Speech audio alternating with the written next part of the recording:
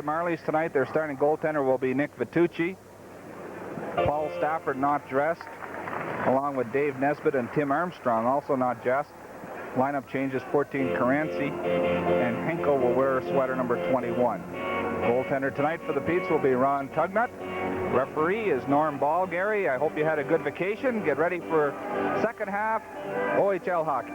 Kevin, I want to take this opportunity to wish all of our regular viewers a very happy new year, and hope you'll be with us for the second half of the 85-86 OHL season. Play just underway at the Peterborough Memorial Center. Dallas Aikens in his own zone up for, checking on the wing is Richard, number 23. There's a good hit. Corriveau ran into Mark Freer at center ice. The Pete Stevens brings the puck in over the blue line offside. Kevin, one change the fans might want to take note of. The Petes are now wearing their white sweaters at home for the second half. That's right, Gary. That switch is made halfway through the season. Give everybody a chance to see the other team's sweater, and always impressed with the blue and white of the Marlies, and it's nice to have them in here. A rivalry that goes back, I guess, since, well, I guess you could say ancient history, really, Pete's and the Marlies. Puck just inside the blue line, brought out by number 4, Blessman. Freer hands it back at his own blue line for the Petes. It's Darren Ganny wearing number 20. Marlies can't get away in the center ice area. Following up is Blessman, long shot, that went wide. Freer trying to handle it along the boards. Ganny moves up. He ran into number 6, Davidson. There's a slap shot off the outside of the net. Still not a shot on goal. Petes can't get it out. Into the corner. Number 23, Richard had to go over his stick. They center off the leg of 14, Druce. Loose puck to Corriveau. His shot. There's the save by Tugnut. First shot on goal in the hockey game. Now for the Petes, it's McDonald up the center to John Druce. His feed is for Freer, too far ahead. Corriveau inside his own blue line for the Toronto Marlies. Hands it back to Melanson. Across to Blessman. Blessman up the center off the skate of John Druce in the first souvenir of the hockey game. We played 1 minute and 5 seconds, no score. Thursday's OHL action between the Petes and the Toronto Marlies. Of course, Sean Burke, the starting goal, or the number 1 goaltender for the Marlies with the Canadian junior team, as is Terry Karkner, but they're led by, in goal scoring, by Tim Armstrong, who's also not dressed tonight. He's got 54 points early in the season here, halfway through the season, so Marlies missing their big shooter tonight's game. Back in his own zone, it's Larry Shaw being watched by Posa behind the goal, almost a steal. Cramarosa, 22, taken out of the play. A good check by Rob Murray behind the Pete's net. Now pulling away down the center is Brad Aiken. Right wing pass to Todd Gregory. Gregory couldn't get a wrist shot away. Brad Aiken centers it off the boards. Mark Barr into the corner. It's taken there by Boland. Boland behind the net, losing the puck with number 20. Berg, they centered out front. It's loose. Vitucci made the save, and Jack McKeegan has the puck in his own defensive zone. Good chances at both ends early here in the hockey game. This is Jack McKeegan. The Marlies overage. A long slap shot taken off the belly pad of Tugnut. Hanging on to the whistle. We played 1 minute 50 seconds, and Kevin, a couple of good chances now at both ends. The line of Rob Murray, Todd Gregory, and Brad Aiken had a good chance, Gary, and a good save by Vitucci. And here it is. It'll come some work by Todd Gregory. He'll put it right out in front. And Rob Murray took the shot. Brad Aiken tried to stuff home the rebound, but no success on it. Still no score here early in the first period. Melanson at center ice after the Marlies won the face-off, talking to Toronto Marlborough assistant coach Mike Polino prior to the hockey game. Apparently Armstrong, number 27, is out with the flu. In the past 3 or 4 weeks during the 7-game unbeaten string that the Marlies have put together, he's been one of their better players. Melanson. Left wing pass, that rolled off the stick of Lowe's 18. It rolls back toward Tugnut. Dallas Aikens around the boards. Greg Bay. Ahead, good pass. Darren Treloar, he has McMillan in the center. Treloar shot. Vitucci stood his ground and kicked the puck out. Back down the right side is Dennis Tester, who started the season in the training camp of the Petes. Tester tried to do it alone. Into the corner, Tugnut hands it to his defense, and Darren Treloar will move it out down the left side. Once again in the center is Billy McMillan. Treloar. Off the defenseman Lawson's skate. Treloar got it back again. Tried to center it. Almost squirted through to number 7, Greg Bay, all alone in front of that Marlborough net. Pete's and the Marlies changing on the fly. Tugnut stops it for Shaw. Shaw, left wing pass. Freer hands it to Treloar. Treloar over center. Has Freer trailing. Freer with the shot. Vitucci to save. Rebound is cleared away by 11 Boland. Pete's had possession in the Marlies zone. In deep is John Druce. Druce on his backhand. Centers for Treloar. Knocked away by Boland. Corriveau in the corner, can't control it. Larry Shaw with a shot that went wide. Davidson against Freer along the boards. Moving over is Boland to try to help out. Now on the ice is Stevens, replacing number 15 to the Petes. Darren Treloar all the way down the ice. Tugnut will leave it.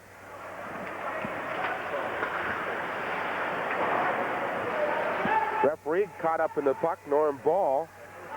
Stevens takes over. Mark Stevens, the property of Pittsburgh of the NHL, over center ice to John Druce. Druce inside the line, looking for the center. Hands it back. Shaw with a slap shot. Druce stopped that with his skates. Controlled in the corner by Stevens to Druce. Druce swirling around, still has the puck in his skates. Now they hold it against the boards. Play continues. This is Druce into the corner. Berg watched by Stevens and Freer. Freer with the check behind the net. Davidson couldn't get it out. Boland will try. Boland, long pass intercepted by Larry Shaw. Shaw steps over the center ice red line and dumps it back into Marlborough territory. Stevens is there against Berg. Freer behind the goal. No one's out front yet. Now here comes Stevens. Back to the point to McDonald. McDonald, a bouncing puck. He just kept it in. Todd Gregory tried to center it. That went off his stick. Yvonne Corriveau out of his own zone for the Marlies over center. He puts the puck into the Pete's corner, then heads to the bench for a major line change. We played 4.5 minutes in the first period. The Marlies and the Pete's scoreless. Brad Aiken dumped it in. It's taken by Melanson off the stick of McKeegan. Taken by the captain, Cramarosa, number 22. Vito Cramarosa dropped it at the point for Posa. Back to Cramarosa. To Posa. Right in front. That's knocked away by Brad Aiken. And the Pete's now head up ice. Nice centering pass for Todd Gregory. Good wheels down the right side. Vitucci, a blocking glove save with his right arm. Controlled by the Marlies defense behind the goal. Melanson gets it outside the blue line. Dallas Aikens throws it back in. However, he did not wait quite long enough. The Pete's caught inside the blue line. Good shot there, Gary, by Todd Gregory again. This line out for the Pete's along with Brad Aiken and Rob Murray, but a good shot by Todd Gregory right from the edge of the circle. Vitucci seemed to lose it. Also, we see in our first appearance of Darren Ganney in a Pete's uniform. He's wearing sweater number 20. He was on the left side there with Larry Shaw playing the right side. So a couple things, good quick pace here to this first period of hockey. Very few whistles, really, and I think we have to give referee Norm Ball credit for some of that. There was some play along the boards. He allowed them to continue. From the face-off, Pete's had possession. Dallas Aikens across to Larry Shaw. Shaw shoots it into the Marlborough zone. Backboard quickly is Blessman. Blessman watched by Vey. Blessman around the boards, intended for 18 Lowe's. Lowe's out of his zone, but he's checked by Billy McMillan at center ice. And the Pete's throw it back in. However, Larry Shaw apparently did not wait long enough, so the face-off will come from the point that shot originated. Larry Shaw is still wearing the captain's C in the absence of Randy Burridge and Kevin. Most folks who watch the Boston Bruins with regularity tell us that Burridge is playing extremely well. Gary, just noticed he's got 12 points in 19 games, and that's better than some of the regulars on the Bruins. So needless to say, as long as he's playing well, Harry Sinden and Butch Goring are going to keep him in Beantown. And what an exciting race this year in the Adams division. I've never seen it tighter. It is the NHL division, is it not? It is the NHL at its best, no doubt about that. This is Darren Treloar in the center ice area, hands it back to Ganney. It's going to take a little while for Darren Ganney to get his legs. He was injured in the Edmonton Oilers training camp and really has not been skating very much all season. But he's got lots of experience. Billy McMillan, deep in the Marley zone. Behind the goal, still with the puck, back to the point to Larry Shaw. Shaw's shot, that was blocked, although Posa didn't know that he had it, and it's McKeegan and Posa up ice. Jack McKeegan inside the blue line for Cramarosa. He had it hop over his stick. McMillan back checking all the way to the corner. Puck is loose. McKeegan comes out of the corner with it. Tried to hand it to Cramarosa, and it's Larry Shaw taking over. We played just over 6 minutes here in the first period. No score in the hockey game. The Pete's in the white and the maroon. And, of course, the Marlies in the Toronto blue and white. Larry Shaw taking out the puck by Posa behind the Pete's net. They center it. They score! McKeegan, a bang-bang play. And the Marlies go ahead 1-0. 13:39 left here in the first period, Gary, and it was a bang-bang play indeed after the puck was shot down into the Pete's end. And here we'll see the two Pete's. First of all, the Marley takes the Pete off the puck, and he puts it right out in front. And 24 Posa, I think, should get a lot of credit for that. He was the player who took Larry Shaw right out of the play. That's right, and then left the Marley player all alone as two Pete's went chasing the Marley behind the net to allow McKeegan just to pick up the loose puck and ram it home past goaltender Ron Tugnut. So the Pete's down 1-0 here with 13 minutes left in the first period. No chance for the Peterborough goaltender whatsoever on that one. And the Marlies draw first blood. Pete in the center ice area, moving up is Melanson, just throws it ahead. Barr was there. It's brought in by Corriveau. He's checked by Dallas Aikens. John Druce tried to throw it on the far side, intercepted by Corriveau. Here's Corriveau again. Wrist shot. Tug out the save. He's got his own rebound, hauls it in. And the Marlies looking pretty good out there. Skating really well, Gary, and so are the Petes, really, but the Marlies are forechecking very well in the Pete's end. And Ron Corriveau, number 17 there for the Marlies, he was the first-round pick of the Washington Capitals in last year's NHL draft. Victor Poza, number 24 for the Marlies, was also invited to the junior camp and did not make it. So they've got some pretty talented hockey players on the Marley team. As is always the case, it seems to take a while for these Marlies to mold together and perform as a unit. 6:21, the time of the goal for the Marlies to open the scoring in the hockey game. Jack McKeegan with his 22nd goal of the season. Cramarosa and Poza assisting on the play. So they did give Poza an assist. Well-deserved one, I may add. He made it happen.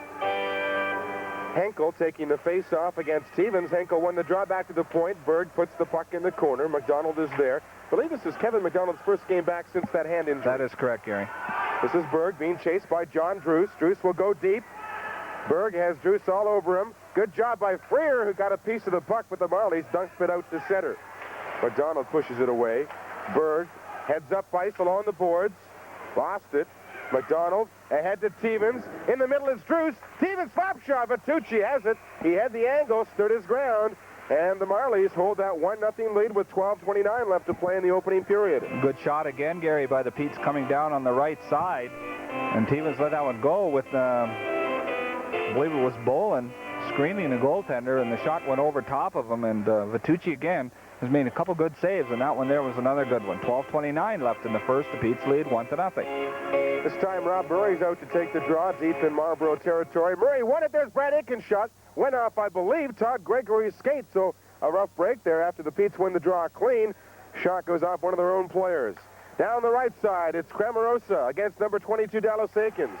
Back at the point. Blessman hands it into the side of the net. McKeegan couldn't handle it. It's Posa. Tried to throw it out front. He took a body check, and the Petes turned it up ice. Over center, it's Brad Aiken. He throws it in the corner. Todd Gregory quickly after it. Watching him is Melanson. Right out front for Murray. His shot. And Vitucci's got that one as well. So Nick Vitucci with some key saves here in the first half of the first period. Rob Murray being robbed again, and now we have a little mix-up right in front of the net. Rob Murray, and it looks like Poza taking swings. Make that Dallas Aikens. I thought it was 23, but it's 22. And the helmet of Dallas Aikens flew apart. Two linesmen just standing back, watching the two of them slug it out right in front of the net. Both teams have... Boy, Kevin, this is a 12-rounder. Boy, going to be two tired hockey players at the end of this. Now the linesmen move in. The pieces of Dallas Aikens' helmet is strewn about the ice. There you see Poza. Of course, this is the first game of 3 for the Petes. A busy weekend. They go to Sault Ste. Marie for Friday night and Sudbury for Sunday. So a big weekend for the Petes, and Marlies are pretty good opposition to come here after, as you said earlier, playing on a 7-game winning streak. That's right, 7 wins in a row for the Marlies. Keep in mind the last game the Petes played was that 3-2 victory, an exhibition game against Team Finland here at the Peterborough Memorial Center. You mentioned the Petes playing 3 games in 4 nights. The Marlies, this is the first of 4 games in 6 nights. So sometimes it seems that after Christmas that schedule gets tougher, because I think we alluded to it earlier. There certainly was not a difficult schedule in the first couple of months for the Petes, but now there's some of those indeed very tiring weekends ahead. That's right, Gary. And they're going to have a lot of back-to-backs, Thursday, Friday, Sundays, or Thursday, Saturday, Sunday, something like that. Play deep in Marlborough territory. Both teams at full complements. They were fighting majors. No minor penalties assessed. Davidson can't get it out. There's Ganny's first shot on goal as a Pete. Vitucci making the save and hanging on. Kevin Darren Ganny, I think, is going to be a solidifying force in this Pete's defense. They've got some good rookie defensemen, but when it comes down to playoff time, I think that experience is really going to help out. Exactly right, Gary, and the Petes have added their first overage player. Of course, each team allowed 2. And Ganny, of course, with lots of experience with the Belleville Bulls. And last year, of course, Belleville had a very top-notch hockey team. So he's got a very good attitude, a winning attitude coming here to Peterborough. And, of course, being in the Edmonton Oilers, enough said there. 11 minutes and 30 seconds left to play in the first period. The Marlboros lead 1-0 on a goal by their overage player, Jack McKeegan. Ganny had it knocked away. Here's a 2-on-1 break. Davidson with a slap shot. And an excellent play by McDonald, who went sliding across the ice, got his stick down, and deflected the puck out of play. Give Kevin McDonald full marks for a great defensive play on that 2-on-1 Marlboro break. Good chance indeed for the Marlies, Gary. And again, they come down, and Kevin McDonald went sliding across to make a good, get the stick on it and deflect the puck up into the stands.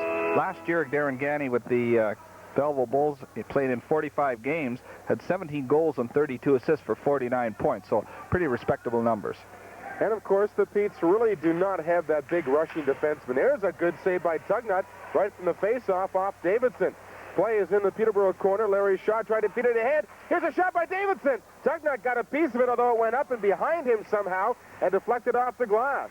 The Petes cleared off the boards at center ice. No icing will be called. It would be on net if it reaches it far enough. Controlled by the Marlies in their own zone. This is Berg. Cuts right in front of the goal. Dangerous play with Darren Treelor looking for the puck in front. Mark Barr back in his own defensive zone. Setting things up behind Ron Tugnut in the Pete's net. Puck bounces over the blue line. Picked up by Treelor. Stick handling. Following him is Bay. Treelor couldn't get through, but Bay has the puck. There's the wrist shot deflected by the defense. Giving Vitucci fits. I think it went off Balanson's stick.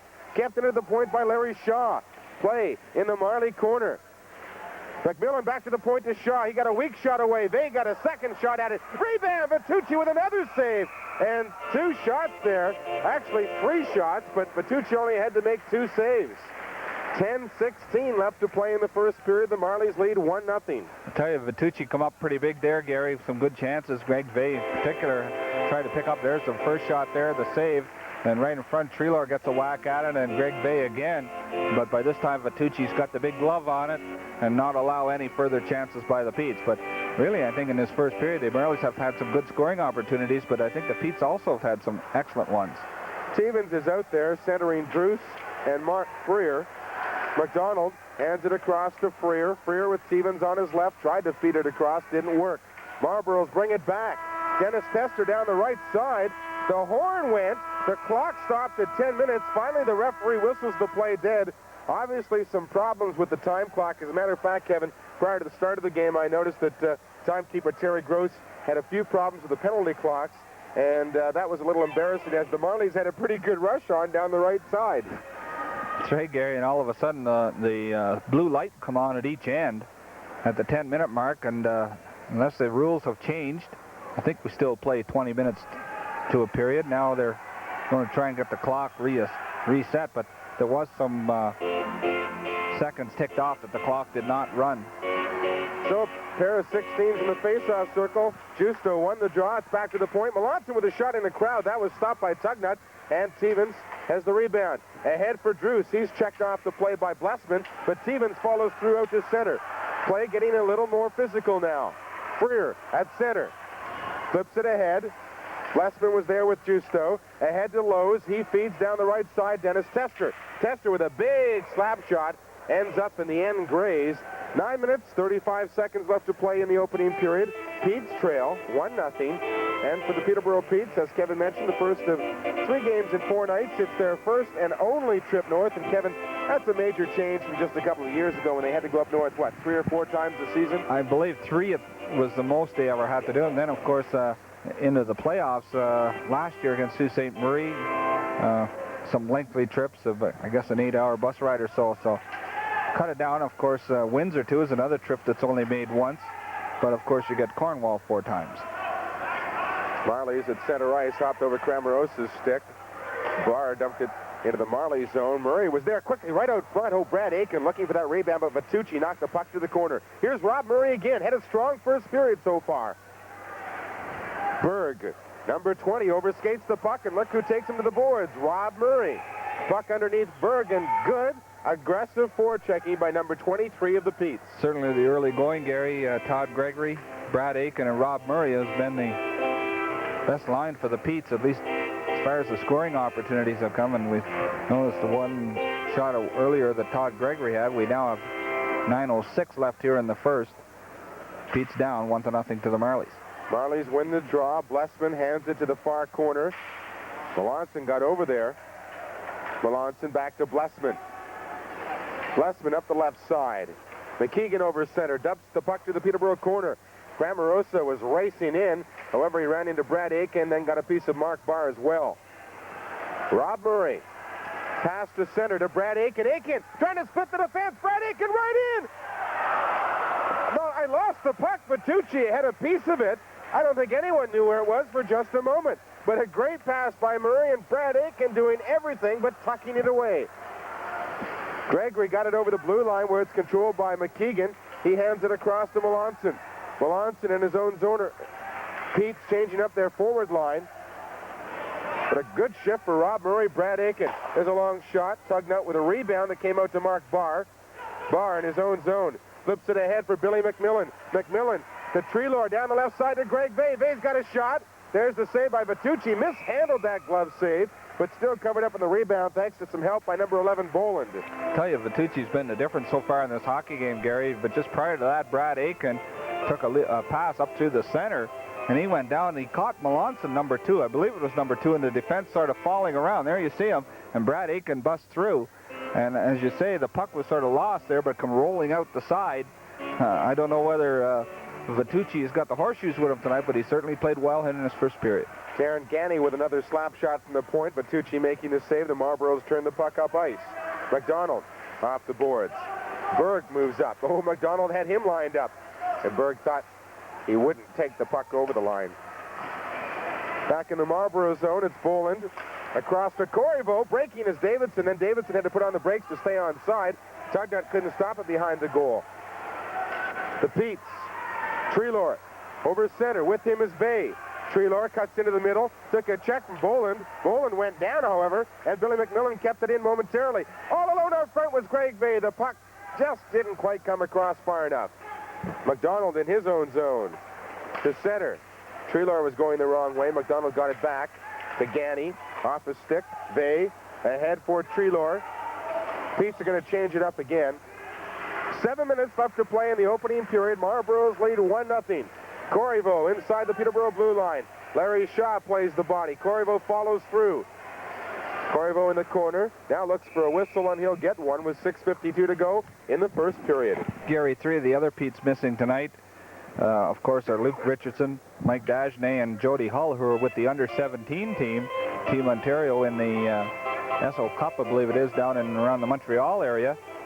So that's another feather in the hat for the Petes. There's 3 players that'll be up for draft next year that anchors well, and then probably the Petes are the only team with 3 players off of it on that. As far as I know, right. And, of course, I thought there could have been another one possibly as well. Stevens and number 16, Justo, controlled by the Marlies, centered back. Tester couldn't get control of it. Fell. Kept it in, however. Justo is tripped from behind. We have yet to have a minor penalty called in the hockey game. Back to the point. Number 8 is Hunter. Hunter's backhand just stayed in. Stevens brings it out. Stevens with Druce, but it's broken up by Justo. Moving up is Larry Shaw. Shaw at center. Hands it to Druce. Druce with a big slap shot. Vitucci to save the rebound. Right back to Druce. To Stevens. Stevens behind the goal. He's got Freer out front. Here's Freer. Couldn't get a good shot. Away at a bad angle, and so he decided to carry the puck behind. Now Stevens with his shot. They score! Vitucci made the first save. Must have been John Druce that got the rebound. It was either a Marley or John Druce who put that high end of the net past Vitucci. But I'll tell you, the Petes have some great chances. Normally we've seen Mark Freer play center quite a bit this year, but lately Dick Todd's been using him on a left wing. And I'll tell you, this line again put the pressure on, along with John Druce and Mark Stevens. And here's some hard work. There's Mark Freer right there. And there you see John Druce. He got knocked down just as he put it up into the net. So John Druce ties it up for the Petes here with 6:13 left in the first period. 1-1. Kevin, with the absence of the Karkners and, of course, the Burridges, people like Druce and McMillan and Rob Murray, they've got to come through and be the leaders. And so far in this hockey game, I'd have to say they're playing awfully well. McDonald hands it across to Freer. Freer carries it over the blue line. There's the slap shot. Vitucci, big rebound with the stick save, controlled by McKeegan. Up ice is Cramarosa over the blue line. He's got McKeegan in front of the goal. Cramarosa had a pretty good hold on from behind by McDonald. Referee allows him to continue. Posa trying to kick it loose. Posa set up the first Marley goal. Here's Berg at a sharp angle. Tugnut made the save, couldn't find the puck. The Petes fall on it. Bit of a high stick there from Posa right at the whistle. Another good scoring opportunity for the Marlies. Indeed, Gary, and that last goal by John Druce, his 9th goal of the season. Mark Stevens and Mark Freer assisting at 13:47 to tie the score at 1-1. But you were mentioned, Gary, about the players missing in the Pete's lineup. I'd like to know what other team can take 7 players, and you're just not talking your average players when you talk about Terry Karkner, Jody Hall, Chris King, that type of individual. You take that 7 players from any team and see how they make out. And you can imagine that the Petes that are not here are certainly interested in what's happening with their hockey club. Kept in at the point by Blessman. However, good persistence by Todd Gregory. It was offside, hitting number 22 inside the blue line, Cramarosa. 5:22 now left here in the first period. The score is tied at 1 apiece. Only two major penalties, and that was to Aikens and Posa. That's the only calls that Norm Ball have made so far in this hockey game. Blessman back in his own zone, watched by Todd Gregory off the boards. It rolls to Rob Murray. Waits for his mates to get onside. Backhands the puck into the corner. Back forward is Vito Cramarosa. Cramarosa, captain of the Toronto Marlborough Hockey Club. He was checked by Rob Murray. Gregory moved up, almost got it through. Blessman behind his goal. Nice round of applause from the fans, appreciating the work of Rob Murray and Todd Gregory. Here's Brad Aiken now, right out front. They score! Deflected by Rob Murray. What a beautiful play. Gary, if there's a line that deserved the goal, was that one. And Rob Murray, I don't think he could believe how alone he was in front of the net. And I'll tell you, Brad Aiken spotted him immediately as he picked out the puck just inside the blue line. But where did the Marley defense go? There's Rob Murray there forechecking. There you see there isn't a Marley player within 20 feet of him. And then finally number 4 moves over, Blessman. But Rob Murray just tucked it inside the post to give the Petes a 2-1 lead. But a beautiful goal and a fine play by Brad Aiken to spot him standing just off the side. And Rob Murray just deflected it just enough to get it inside the post to give the Petes a lead. And Kevin, a lot of players might have stopped that puck and tried to swing around and shoot. That's right, Gary. All he did was he just touched it enough to get it inside the post. His 11th goal of the season from Brad Aiken at 15:07. And, of course, Rob Murray giving the Petes here a 2-1 lead. 4 minutes, 41 seconds left to play in the first period. The Petes fell behind 1-0, but they're now ahead 2-1. I'll tell you, that's really hard work paying off, because that line we mentioned earlier is having a good hockey game tonight for the Petes. And finally, Rob Murray just touched that one in. Face off to the right of Ron Tugnut, the Peterborough starting goaltender. Mark Barr, another Petes rookie, behind his goal. Lost it to Davidson. He tried to throw it out front. Corrivo's in front of the Peterborough net. Referee kept that one in for the Petes. And down the right side is Billy McMillan. He's got Vay with him. McMillan stick handling to Greg Vay. Puts on the brakes. His shot just inches wide of the open side, the long side. Mark Barr behind the goal. Vitucci tried to knock it away.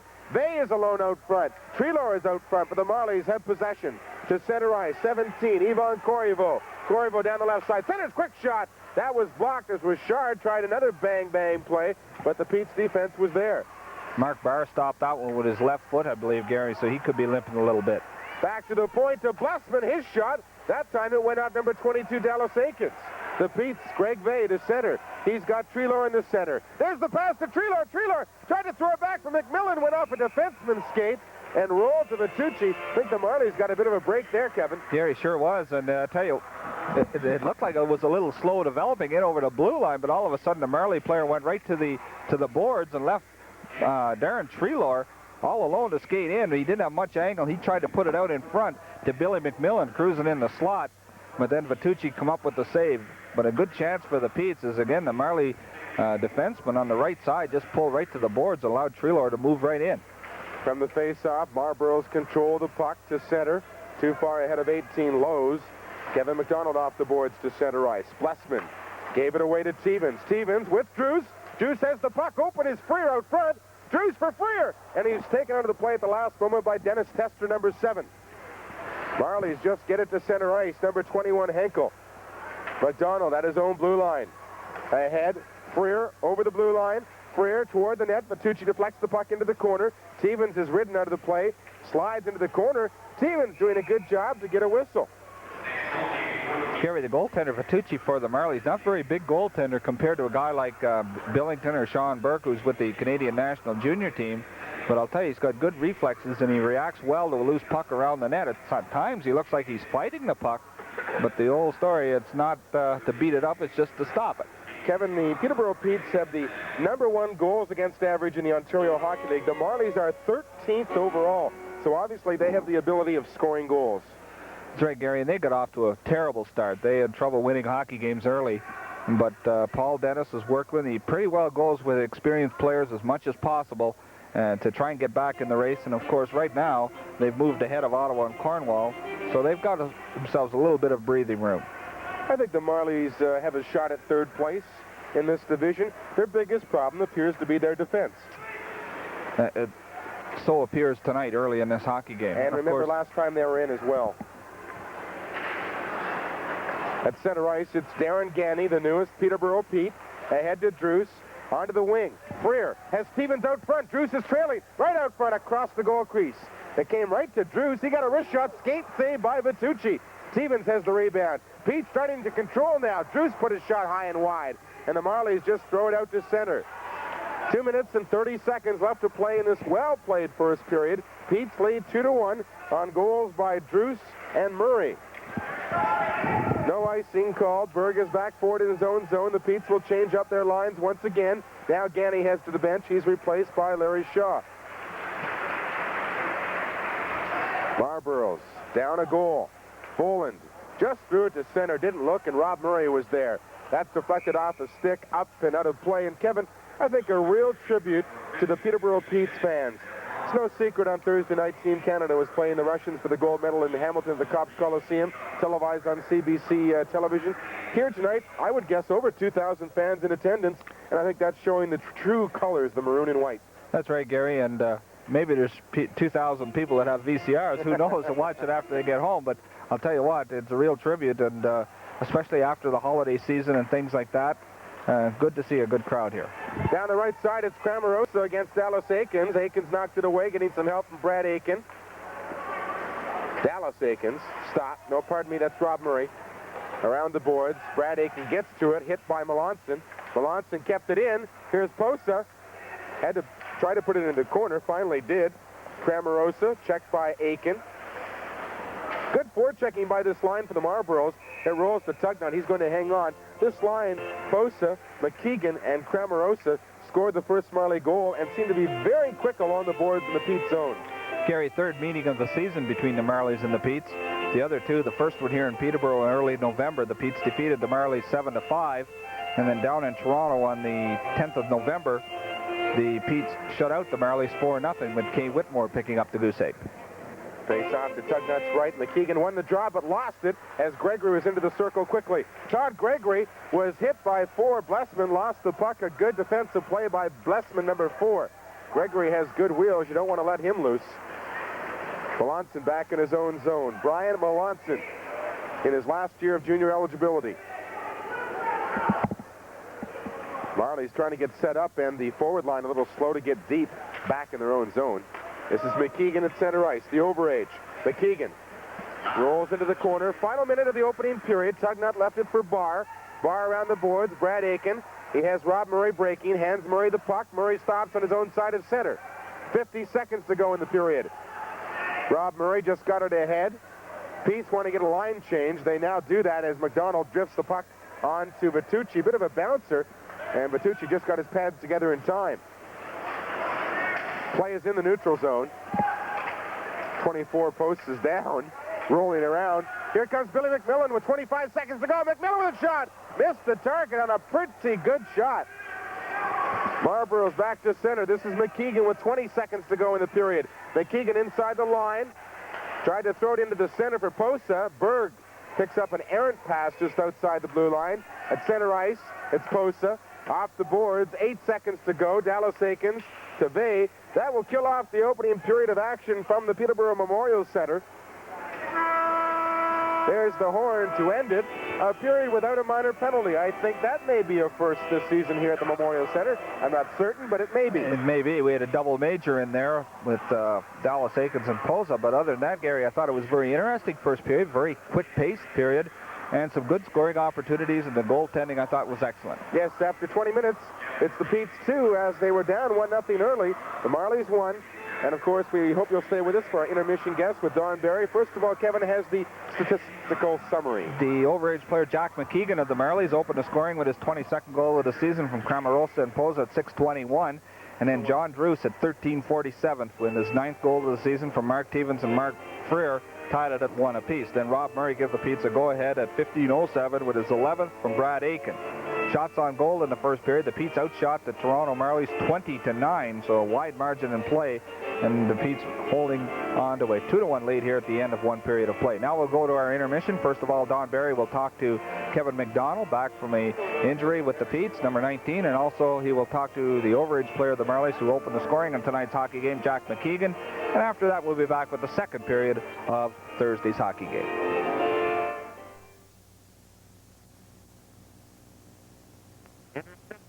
On Druce, waiting for his mates to get onside. Druce carries it back in. Berg at the end boards, and the Petes have got to forecheck because this Marley defense has problems deep in their own zone. Bertucci hands it back. Melanson pass from the left side to Berg. Back to Melanson. Melanson gaining speed to center. Davidson was calling for the puck, and a good job by Mark Freer, who knocked Sean Davidson in over that Petes blue line. Harry, next Thursday night, the North Bay Centennials will make their only visit here to Peterborough to play the Petes. Of course, the Petes looking for a little bit of revenge after a 2-1 overtime loss up in North Bay a couple months ago. So the North Bay Centennials will be the visitors next Thursday, and we'll have, of course, that game for you on Petes Hockey Replay. 15:50 now left here in the second period. The Petes holding on to a 2-1 lead. McKeegan will take the face-off against Rob Murray. Murray won the draw. It's controlled by the Peterborough defense. Dallas Aikens cross to Larry Shaw. Shaw to center. Tried to feed a breaking Rob Murray. It was partially deflected by the Marlies, and so the offside at the Marley blue line. Gary, as we start the new year, of course, in the M's division, the Guelph Platers leading the pack there with 47 points, and of course in the Leyden, the Petes and overall leaders with 48 points, Oshawa with 40, and the Belleville Bulls with 39. Brad Aiken hands it back to Shaw. Shaw steps over center. The flip is unsuccessful. McKeegan sidestepped the check from Brad Aiken. His pass on the right side to Cramarosa. The drop for McKeegan. Back to Cramarosa. Cutting in a backhand shot. Tugnutt the save, but he was down and out. And Cramarosa fell. Couldn't find his own rebound. The Peterborough Petes come back. Gregory racing for that loose puck. Tried to slap it out front. Rob Murray was the cutter in front of the goal. Marlborough stumbling in their own zone. Kicked free. Rob Murray to Brad Aiken. Centered for Gregory, and that just missed. Posta down the left side. Flips the puck into the Peterborough corner. Dallas Aikens against Cramarosa, pair of 22s. Vito Cramarosa has the puck.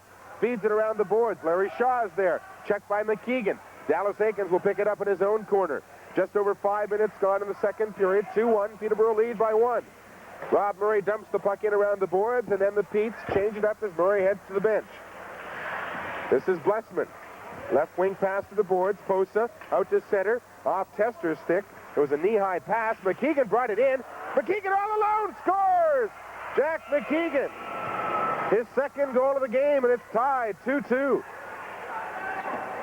Marley's Gary sort of fumbled it over the blue line, and all of a sudden McKeegan sprung loose with the puck right in the slot, and he moved in. Ron Tugnutt got a piece of it, but it rolled into the net to tie the hockey game. But now it hopped over Shaw's stick, and then Mark Barr and Kevin McDonald sort of got crossed up, and out come McKeegan with the puck, and he went in and fired the shot past Ron Tugnutt to tie the hockey game at 2 apiece. So as the Marlies did in the first period, they have scored the first goal here in the second, and an important one it is for them. Little repair work done right at center ice by the linesman. From the face-off at center, the Marlboros have possession. Berg is 20. Hands it to Boland. Boland, a bad pass right on Treloar's stick. He left it for McMillan. Back to Treelor. His shot, and a nice left hand by Nick Vitucci, who made it look easy, but it was a good shot by Treelor. Jack McKeegan getting his second goal at a hockey game, his 23rd of the season from Dennis Tester and Victor Poza at 5:29 to tie up the hockey game at 2 apiece. But a good chance there, Gary, by Darren Treelor. A little bit of a give and go, and a good chance, but again, Vitucci made the save. From the face-off, Peterborough had possession. Vey to McMillan. Billy McMillan stick handling, ran into O'Marley, but kept the puck. Billy McMillan. Out front for Treelor. He couldn't handle it. I think it went off his heel of his stick or his skate. Davidson hands it back to Berg. Billy McMillan forechecking deep. McMillan comes up with it along the boards. McMillan stick handling into the corner. Vey left it for Treelor. Vey's out front. McMillan cutting.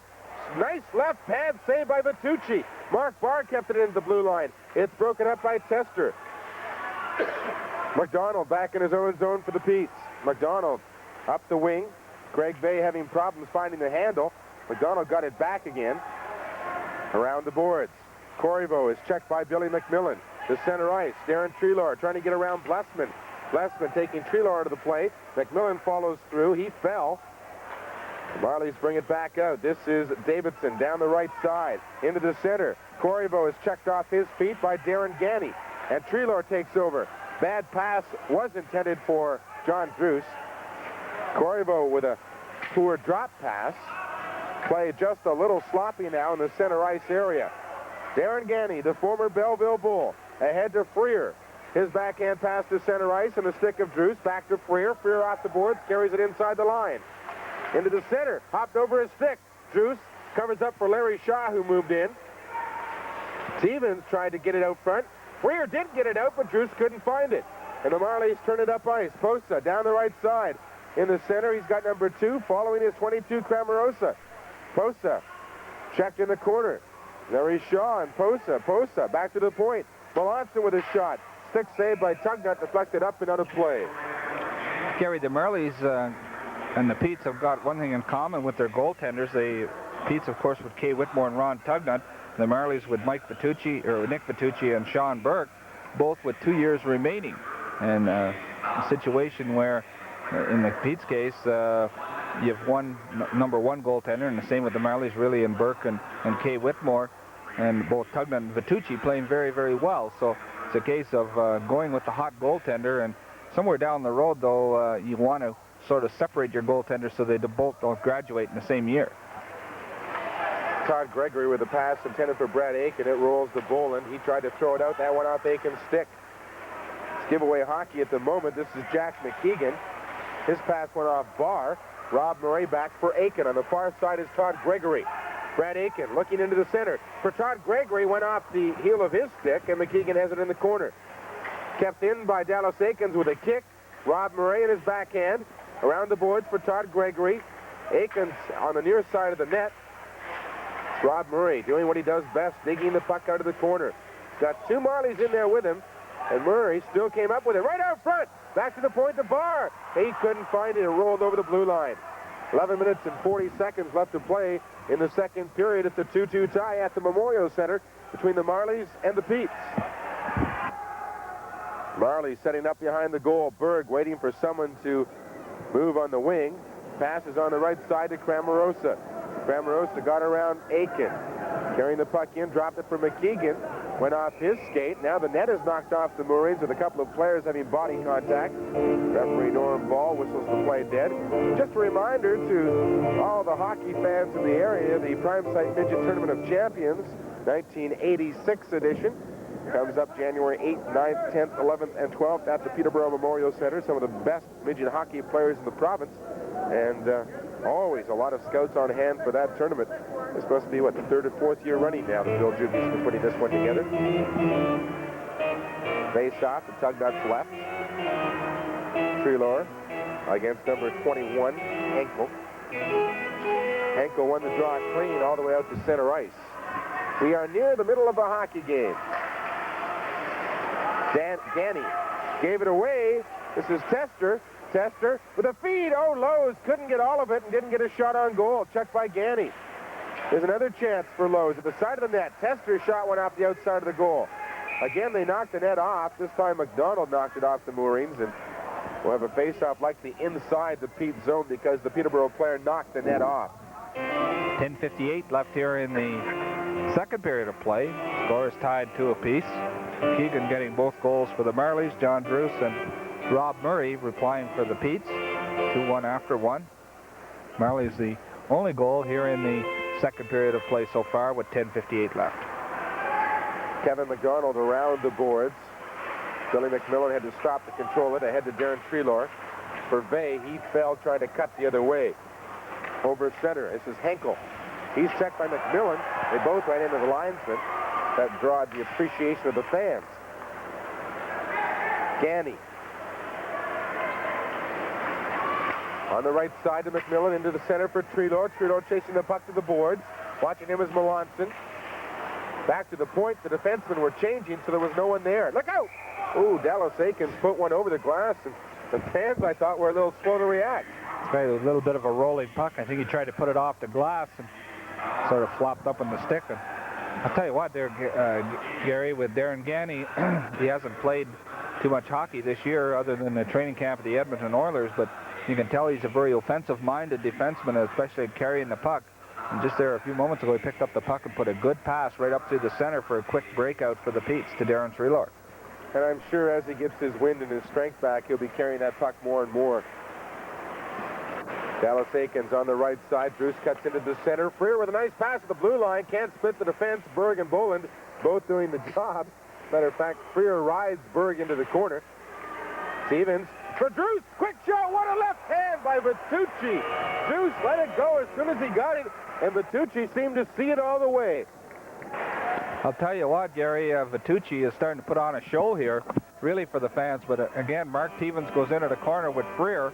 Mark Freer, there's the puck loose, and watch this one time right to Druce, and he let it wing. But Vitucci, certainly the catching glove hand is his strength.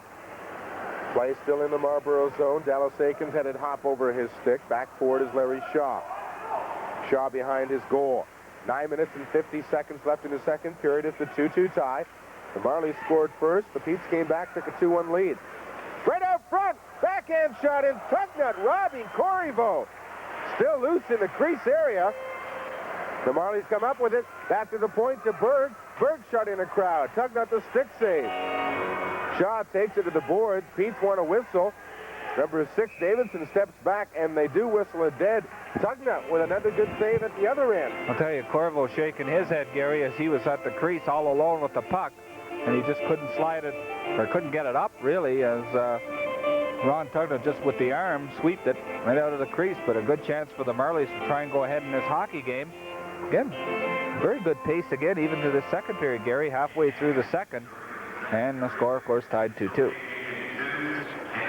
The Toronto Marlies entered the hockey game with a record of 13-17-2, but in all fairness, they won their last 7. Here's Posey in front. Blocking glove saved by Tugnut. Rob Murray in his own corner. Out to center ice to Brad Aiken. No one on the left side. Cramarosa's back. Checked by Todd Gregory. Gregory deep. It's number 4, Blessman. Blessman wants to carry the puck. Pete sends 2 forecheckers in, but the Marlies bring it out. Cramarosa to Blessman. Blessman tried to hit it into the center. That went off of Pete's skate.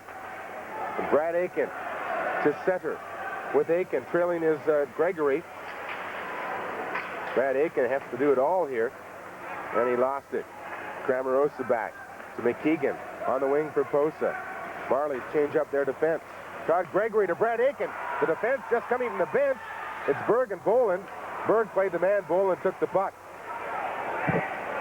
Todd Gregory at his own blue line. Pete's want to change lines again. To center ice, went off the stick. Here's a giveaway. Dennis Tester couldn't find the ice he wanted in front of the Pete's goal. Berg, nice play to get the puck away from Darren Treelor. Boland back to Berg. 8 minutes left to play in the second period, a 2-2 tie. I think we're going to have a penalty. It looks like Kevin McDonald will go for cross-checking. This is the first minor penalty call of the hockey game, and it's taken almost 32 minutes. That's right, Kevin McDonald going off for cross-checking Gary right in front of the penalty box area. First penalty here of the second period and the first minor of the hockey game, so it'll be the opportunity on the power play, and it will go to the Marlies, and I'm sure we'll see Rob Murray and Greg Vay come over for the Petes to try and kill off this 2-minute penalty to McDonald. 11:58, the time of the penalty, and the Marlies now will go on the power play. In all fairness to the referee, he called that one from the far side of the ice. I didn't think it was quite as brutal as he thought it was. McKeegan, the overage, and the big gun with the stick is playing the point on the right side. So we see the Marlborough power play. It has Davidson, Corriveau, Berg, McKeegan all up front, along with Richard. And of course, it's Greg Vay and Rob Murray, the penalty killers for the Petes. Here's Dallas Aikens waltzing in. Oh, a shot. And Vitucci made the save as Rob Murray was flattened in front of that Toronto goal. Back comes McKeegan. He puts the puck into the Peterborough corner. Larry Shaw is there quickly. He's got lots of time. Shaw finally down the boards, and Vitucci will stop it behind the goal. 1 minute and 15 seconds left in McDonald's penalty. Look at this. They tried to push the Marley player into the Pete's bench when the door was open. Number 17, Corriveau. Working with number 23. Oh, Tugnut with the pad save off Corriveau. Good stop. Maybe went unnoticed by a lot of fans. It was so quick and clean. And it's frozen in the corner. Again, a good opportunity there, Gary, for the Marlies right in front of the net. But again, Ron Tugnut making the save. And just looking over the Pete's power play goals, Armstrong has got 6. He's not in the hockey game tonight. McKeegan is 4, Corriveau 5, Posa 6, Mike Richard 4, Camarosa 3, Tester 2. So they've got quite a few power play goals spread around in their lineup. But of course, their big shooters, McKeegan, Corriveau, Posa, and Richard and Camarosa are their gunners. You can bet that if Tim Armstrong was in the lineup, he would be on this power play as well. We still have McKeegan on the right point, playing defense with Berg. McKeegan just in the left-hand corner of your picture there. And the linesman will drop the puck between Mark Stevens and the 21, Jamie Henkel, after we get a little tape work completed by the linesman. So we're ready to resume play with 59 seconds left in the Marley power play. Henkel won the draw, at least controlled the puck. It's Camarosa in his corner, rolling behind the Peterborough goal, still on his backhand, watched by Dallas Aikens. Tried to center it, backhand shot. That went wide by Posa, still controlled by the Marlies. Berg into the corner to Camarosa, into the slot area. Henkel threw it to the side of the net, and then it was brought out front by Posa, but the referee with a rather quick whistle, as Tugnut did have his left hand on the puck. That leaves 36 seconds left in McDonald's penalty. Gary, for the Marlies, their top pick in last year's midget draft was Sean Davison. He's wearing sweater number 6 tonight from the Toronto Nats midgets. And their second pick was for the Red Wing midgets, another defenseman by the name of Dave Kunda, and he's in the lineup tonight, and he's wearing sweater number 5. He was the top 2 picks for the Marlies. Dallas Aikens just waiting for some new lumber. We have 6 minutes and 38 seconds left to play here in the second period. A 2-2 tie. 36 seconds left in McDonald's cross-checking penalty. Face off to the right of Ron Tugnut. From the draw, the Marlies again with possession. Berg at the point. Hands it to the boards. It's broken up by Larry Shaw. Shaw carries the puck to center, threw it ahead. Greg Vay into the corner quickly, deep in Marlborough territory.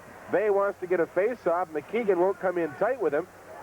What a great job by Greg Vay. 15 seconds now left in the Peterborough penalty. Larry Shaw threw the puck down the ice, and Vay getting that whistle deep in Marlborough territory.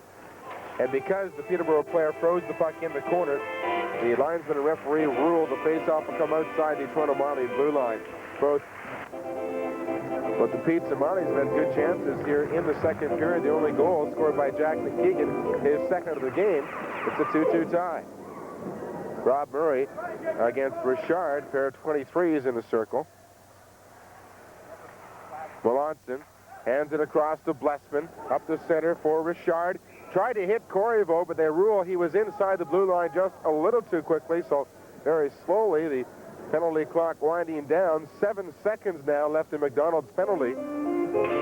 Marlies having a few problems getting on track here, but again, the penalty killing of Rob Murray and Greg Bay, doing a lot to stem the tide from the Marlies, and after that initial chance that they had in the first few seconds, haven't been able to get many good shots on. Richard was dumped from the face-off by Stevens. Vitucci stops it behind his own goal.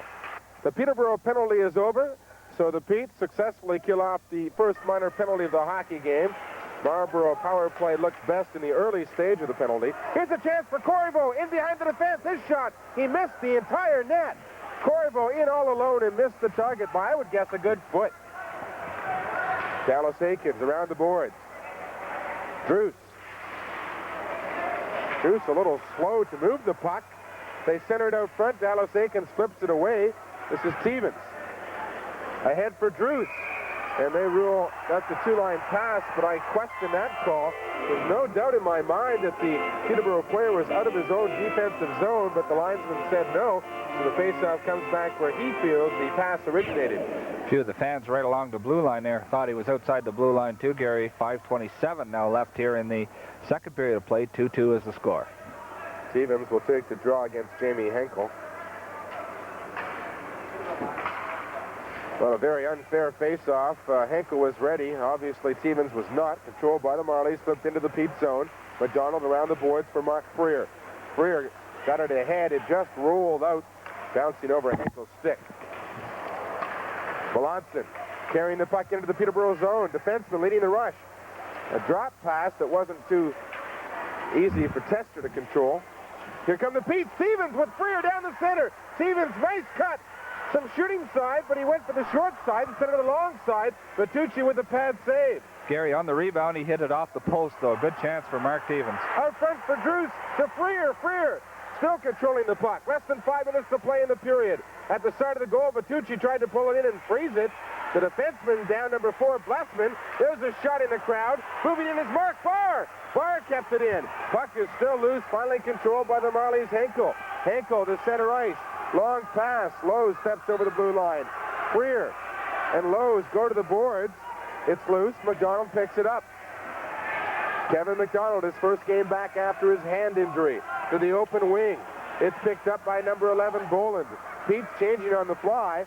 Boland with his shot. Tugnut the save. Rebound. McDonald's around the boards to Billy McMillan. McMillan ahead to Treelor. On the near side, Bay is wide open. Treelor stick handling, lost it to a combination of Lowe's and Berg. Then Berg was chucked off the puck by McMillan. Darren Treelor along the boards, lost it. He was hooked, according to the fans. They were looking for a penalty. Dennis Tester to the Peterborough line. Dodged the check from Darren Ganny. Tester centered and Treelor is there.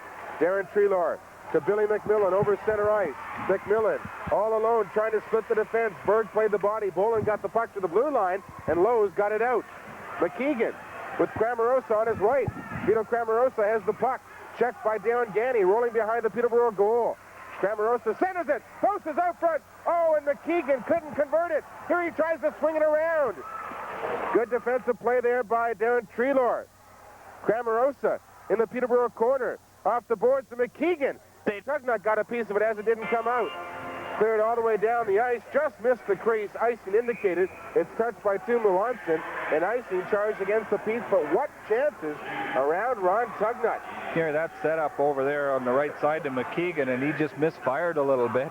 Really didn't get a good chance on Ron Tugnut, but of course the Petes seem to be on their line rushes even, Gary. There seem to be at least 3 Marlies back, and either 1 or 2 Petes going with the puck. So, and the Petes get caught there with one line change. But other than that, looks like we have an injury over at the Peterborough bench too. That Darren Ganny. Is it Ganny? Along with Jeff Toohey doing some work. Rob Murray in the Peterborough corner off the linesman. Marlies McKeegan headed along the boards. Post is fighting with Mark Barr. Gregory's there as well. Loose in the corner. Around the boards to the near side. Brad Aiken has some time and some room. Intended for Gregory. Got right by him. Picked up by Blessman. To center. 2-line pass. The linesman decided to call it. We've got 2 minutes and 41 seconds left to play here in the second period. A 2-2 tie at the Memorial Center. The Petes playing their first of 3 games in 4 nights. The Marlies their first of 4 games in 6 nights. So a couple of busy hockey clubs over the coming weekend. Looks like the left leg, it could be the problem with Darren Ganny, as he's behind the bench there with Jeff Toohey, and he's trying to get it. Looks like maybe even a muscle cramp, or hopefully not a pulled groin or something like that. Kevin, I'm not sure what was his injury at the Edmonton Oilers training I believe camp. it was pulled stomach muscles, Gary, something that getting to be more and more common in the NHL and injuries in hockey in particular. I know a couple years ago Alan Secord missed almost a whole year because of it. Certainly takes a long time to heal. Pretty hard to work out as well. Rob Murray missed a loose puck. He'll get another chance at it. Rob Murray looking like Tyler Cranston down there going in circles. It's loose. Picked up by Berg. Ahead to Sean Davidson, the #1 draft pick of the Marlies. Broken up by Barr. Ahead. Murray allows Gregory to play it. He missed it. Barr at his own blue line. Scrambling play here in the second period. Oh, what a hit. Bolin put on Todd Gregory. Here's Sean Davidson. Slap shot. Tugged out the save. Rebound is there. Just knocked wide by Corriveau, who is sprawling. 1:45 left to play in the second period. Corriveau is inside the net as Mark Barr drove him into the goal area, trying to take the man out in front. Gregory back for the Petes. He just took that big check from Boland. The Petes changing. Marlies out of their own zone. Blessman on the right side for Davidson. Sean Davidson over center. Flips the puck to the Peterborough corner. McDonald's back for it. McDonald off the boards to Druce. Druce decides to go back and regroup. John Druce being watched behind the goal. Lost it momentarily. Cramarosa trying to come up with it. Loose puck along the boards, and Stevens shuffles it out to center. Bosa almost gave it. He did give it up to Stevens and then got it back again. Sloppy play by Victor Bosa deep in his own zone. Final minute of the second period. A 2-2 tie at the Memorial Center. Here's McKeegan with 2 goals already. Lead pass for Cramarosa. He's at a bad angle. Cramarosa behind the goal. Into the corner. Centers it out front. Kicked away by Dallas Aikens. Up the center. McDonald can't get it out. Freer against Cramarosa. McKeegan will pick up the loose puck. Working against Dallas Aikens. Missed a check from Stevens. Now Stevens got it back. Stevens down the left side. In for Druce. 2-on-1 with Freer. Freer right in. On his backhand. To his forehand. And it went wide of the net. Bertucci standing his ground. 22 seconds left in the period. Freer at the end boards. Tried to send it out front. Back to McDonald. McDonald slap shot. That was blocked by a sprawling post. So we've got a fight. Stevens and Berg behind the Marley goal. And that came just from the fact that Berg was trying to move Stevens out of that goal area. Once again, we find the Peterborough, there's some hair pulling. We find the Peterborough player loses his helmet very, very quickly. Berg, a pretty big hockey player too, Gary. Played with the team last year, I believe, and Mark Stevens wrestles him down to the ice. But I'll tell you, just prior to that, Mark Freer had an excellent chance for the Petes with him and Johnny Druce. And a good chance indeed, but Mark Freer stick out right in, and Bertucci made the save, but it just rolled by the corner. With 12 seconds now left here in the second, so we'll probably see some 5-minute majors probably offsetting, as both players now will probably go to the dressing room rather than sit in the penalty box with only 12 seconds left here in the period. It appeared that Mark Freer was almost too deep to do what he wanted to do on Bertucci that time. The pass was on his stick, but it seemed to be hopping on Gary, and he couldn't really get a real good direct shot. And then it sort of flopped up on him and rolled on its edge, and he had to sort of stick handle in and really had Bertucci down, but couldn't get the puck over him. An important face-off in the Marley zone with only 12 seconds to go. Rob Murray will take the draw against Richard. Pair of 23s. Number 2, Melanson, a little too close. Back to the point. Larry Shaw with a shot deflected. Murray just got a piece of it and it went wide. Kept in by Freer for just a moment. 4 seconds to go.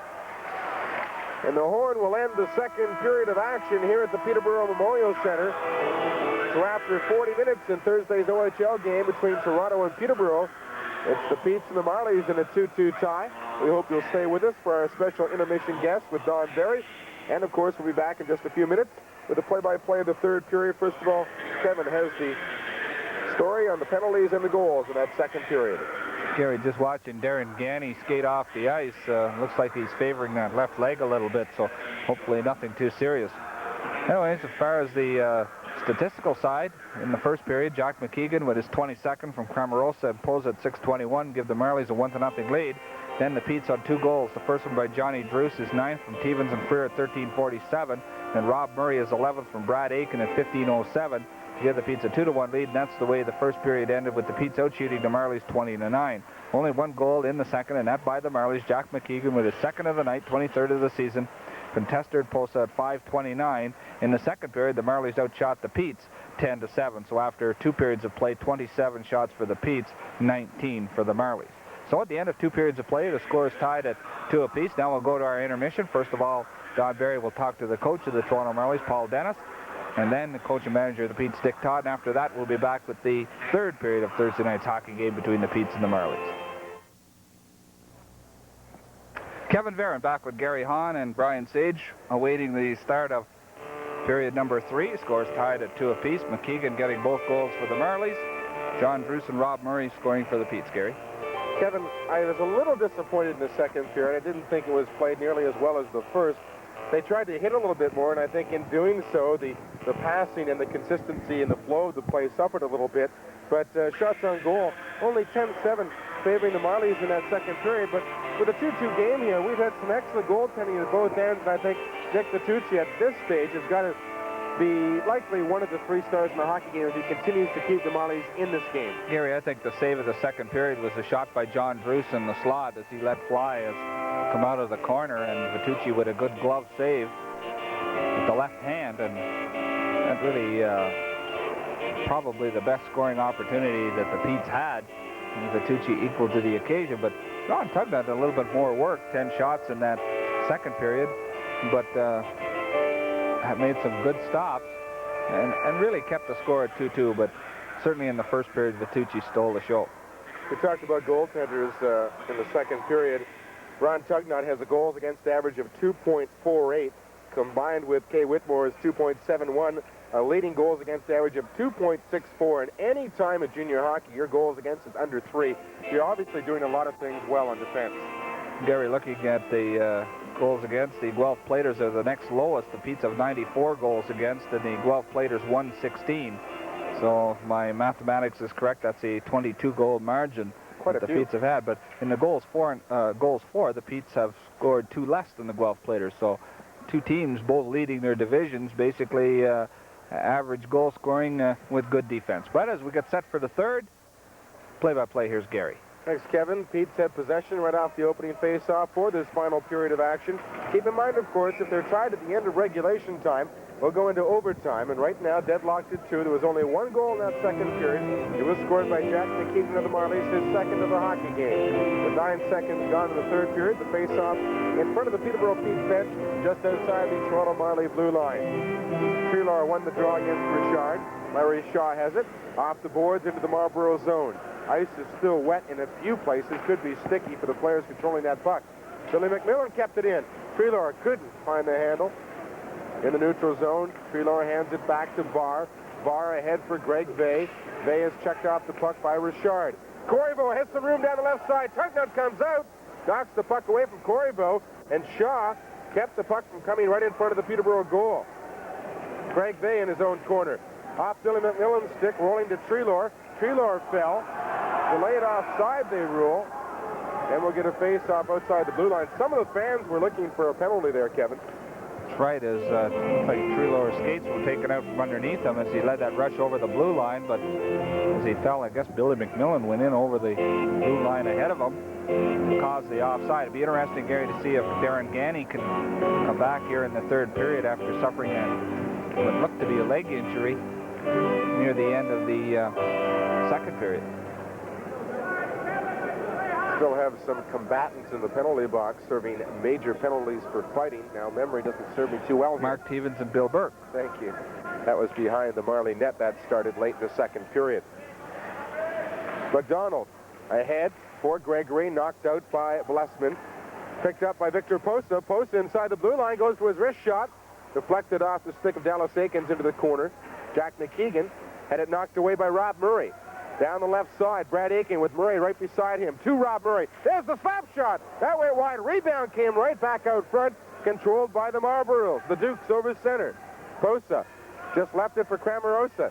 Into the corner, trying to go around Dallas Aikens. Aikens lost his stick, but has the puck. He's got the puck on his stick, but doesn't have the stick in his hand. Came right out front, they score! The Marlies, as Dallas Aikens failed to control that puck, they brought it out from a sharp angle, and the Marlies have again regained the lead 3-2. Certainly wondering why the whistle didn't go, and I'm sure Dallas Aikens is wondering the same thing, but it was Poza picking up that loose puck. Now it'll go in behind the net here, and there's where Dallas Aikens loses his stick. There you see the puck. Looks like he has it frozen along the boards, but Poza keeps digging away at it, and then he comes out and just slides it in right along the ice just inside the post to give the Marlies a 3-2 lead in this hockey game. So Brad Aiken and Dallas Aikens having problems with that puck behind the Peterborough net, and it results in the first goal of the third period. The Marlies lead by 1. We played 1 minute and 40 seconds in the third period. This is Thursday's Ontario Hockey League action from the Peterborough Memorial Center. Icing indicated. Barr is back to touch it, and we'll have a face-off deep in Toronto Marlborough territory. This is about the time of the hockey game you can start considering game-winning goals, Kevin. And the leader in that department is Lonnie Loach of the Guelph Platers with 7 game-winning goals in 34 games. But right behind him, Kelly Kane of London and Billy McMillan of the Petes with 5 each. Of course, Lonnie Loach, the first-round draft pick of the Guelph Platers, and having an exceptional fine year with the Platers, and probably one of the reasons why they're in first place in the other division. Seems to be dominant in every game he plays, Lonnie Loach. Here come the Marlies to center. Dennis Tester overskating the puck, had to one-handed into the Peterborough corner. Tester allowed to get his own puck in the corner. The Pete's a little slow in their own zone here early in the third. Mark Barr goes to the boards. Barr getting away from Lowe's. Pass to Druce, quickly to Freer. Freer hooked from behind, lost it. Tester turns it up. Off the boards, Tester will get his own rebound in the corner again. Larry Shaw and Dennis Tester, former teammates. Freer and Shaw with Tester. Finally, that draws the whistle from the referee. See Todd Clayton out in the ice, Gary, number 18 of the Petes, and I believe that memory serves me correct that is the first time he's been on the ice tonight for the Petes. That's right. Dick Todd, Pete's coach, brought up Bill Heward, Todd Clayton, and of course Darren Ganny, his first game as a Peterborough Pete here. So trying to fill up shore up the lines, as they say, with the absence of Burridge and Seabrook and Karkner and Richardson, and who else did I leave out? Jody Hull and Mike Dagenais. Luke Richardson. Stoppage in play now as they're trying to pick up some shreds of a hockey stick behind the Pete's net. Billy Heward and Todd Clayton were both at the Pete's training camp and were late cuts as far as the Pete's were concerned, and now with the depleted numbers, of course, Dick Todd has elected to bring up those players. Kevin, I think Bill Heward can play in this league. His big problem was he was up against some pretty top-notch rookie defensemen in the Pete's camp, in the likes of Richardson and Dagenais. And I think Heward will be in a Pete's uniform in the near future. Maybe not this season, but maybe next year. Face off to the left of Ron Tugnut. 17:35 left to play here in the third period. The Marlies lead 3-2, trying to extend their winning streak to 8 games in the OHL. This is Darren Treloar. Slap shot. That went wide. Rebound. Oh, they couldn't find the puck. It ends up in the corner. But Darren Treloar clearly put the shot wide of the net. Yvon Corriveau. Pass intended on the right side. Broken up by Vey. Ahead for Treloar. Taken by number 23, Richard, off the end boards. McMillan with a weak shot. McMillan in the corner. To Darren Treloar. Vey's out front. Treloar's shot. Glove saved by Vitucci. Billy McMillan has the rebound. McMillan in the corner. Stopping, trying to cut back. Boland has it off the end boards. Treloar chasing the puck in the corner against number 8 of the Marlies, Hunter. Dug out by McMillan out front for Vey. His shot. They score! Billy McMillan doing the work, and Greg Vey puts it away. It's 3-3. Number 6 of the Pete's, or of the Marlies, rather, Sean Davis, it looked like had Vey all tied up, but somehow or other he wasn't watching the puck as it come out, and Greg Vey just slapped it into the corner. And again, some hard work down in the Marley end by the Pete's. That's Darren Treloar in there, and in comes Billy McMillan, and he picks up the loose puck, makes a nice play. There you see Davison a little late getting back into the play, and Greg Vey just slid it right into the bottom corner past Vitucci. So the Pete's have tied the hockey game at 3 apiece with 16:45 now left here in the third period. Greg Vey with his 6th goal of the season. McMillan and Treloar assisting. So the teams exchange goals here in the early going in period number 3. Mark Barr at his own blue line, backhand pass off the boards. Blessman up the center, McKeegan chasing it. It rolls to Cramarosa to the open wing. Larry Shaw. Long pass intended for Brad Aiken. No icing. Aiken tried to feed it back for Murray. Murray went after it. Barr has it. Barr at the blue line. Into the corner. Brad Aiken is there to Rob Murray. Now they've got Gregory out front. Gregory out front. Shot. Bertucci to save. Rebound. His second save. Bertucci with 2 drives from close range. The second save with his pads. Long shot. Tugnut stops that with his stick. Larry Shaw has it. 4 minutes gone here in period number 3. Marley's trying to dig it out from behind that Peterborough goal. Todd Gregory on the left side inside the blue line to Rob Murray. 1-on-1. Murray's in alone. His shot. Bertucci the pad save as he went down in the butterfly. Good chance for Rob Murray. Right out front is Clayton tried to feed Rob Murray that time. Shot deflected wide from the stick of Shaw by Bertucci, and it's deflected down the center. Good end-to-end action here in the third period. We've played 4.5 minutes. It's a 3-all tie. Both teams changing on the go. Here's Mark Freer trying to split the defense. Hunter lost it. There's a shot. He scores! 18, Todd Clayton. His first goal in OHL competition. It's the go-ahead goal. Gary, a beautiful shot, too. It looked like through a screen. And again, the play as it developed it over the Marley blue line, the defenseman again got caught going the wrong way. And Todd Clayton picked up the loose puck and just rammed it home with a good wrist shot. With good work by Mark Freer. And there's the shot just as he was being dumped by Tester, the former Pete. But Todd Clayton getting his first OHL goal, the big one indeed for the Petes, to give them a 4-3 lead. Boland behind the Marlborough goal. Freer watching him in front. Clayton picking up the winger. Almost a giveaway to Freer right in front. Here's Clayton again. Blocking glove saved by Bertucci. And Clayton, after his first goal, is right back looking for another one. Another shot by Clayton. And now the Pete's beginning to buzz that Marlborough net. The Marlies deflected out to center. Kevin McDonald looking for the open man, which is Todd Clayton. Clayton and Boland racing for the puck. Boland's there first. Boland hit Druce with a pass. Covering up was Kunda, number 5. Both coaches electing to go with some players who didn't see much action in the first 2 periods. Here in the third, everybody's going to get ice time. Henkler, there's a slash away from the play. Tester took a pretty good stick from, I believe, Dallas Aikens. Bay ahead for Darren Treloar. That could be icing if touched by a Marley. Indeed, it's indicated by the linesman. 14:22 left to play in the third period. Todd Clayton with his first goal of the season. Mark Freer and John Druce assisting at 4:39 to give the Petes a 4-3 lead. And there you see the story on the clock. 14:22 now left here in the third. 4-3 in favor of the Petes. But just after that, Gary, you mentioned Todd Clayton again, almost in the same spot that he had the goal. Let one rip. That Bertucci was forced to make a save and then also cover up on the rebound by Mark Freer. Face off to Tugnut's left. Darren Treloar in to take the draw against Richard. As yet, we have not seen the return of Darren Ganny on the ice. Correct. I hope that isn't bad news. Larry Shaw ahead to Billy McMillan. He was checked by Blessman. Yvon Corriveau inside his own line. Hands it across to Melanson. Back to Blessman. Up for Richard.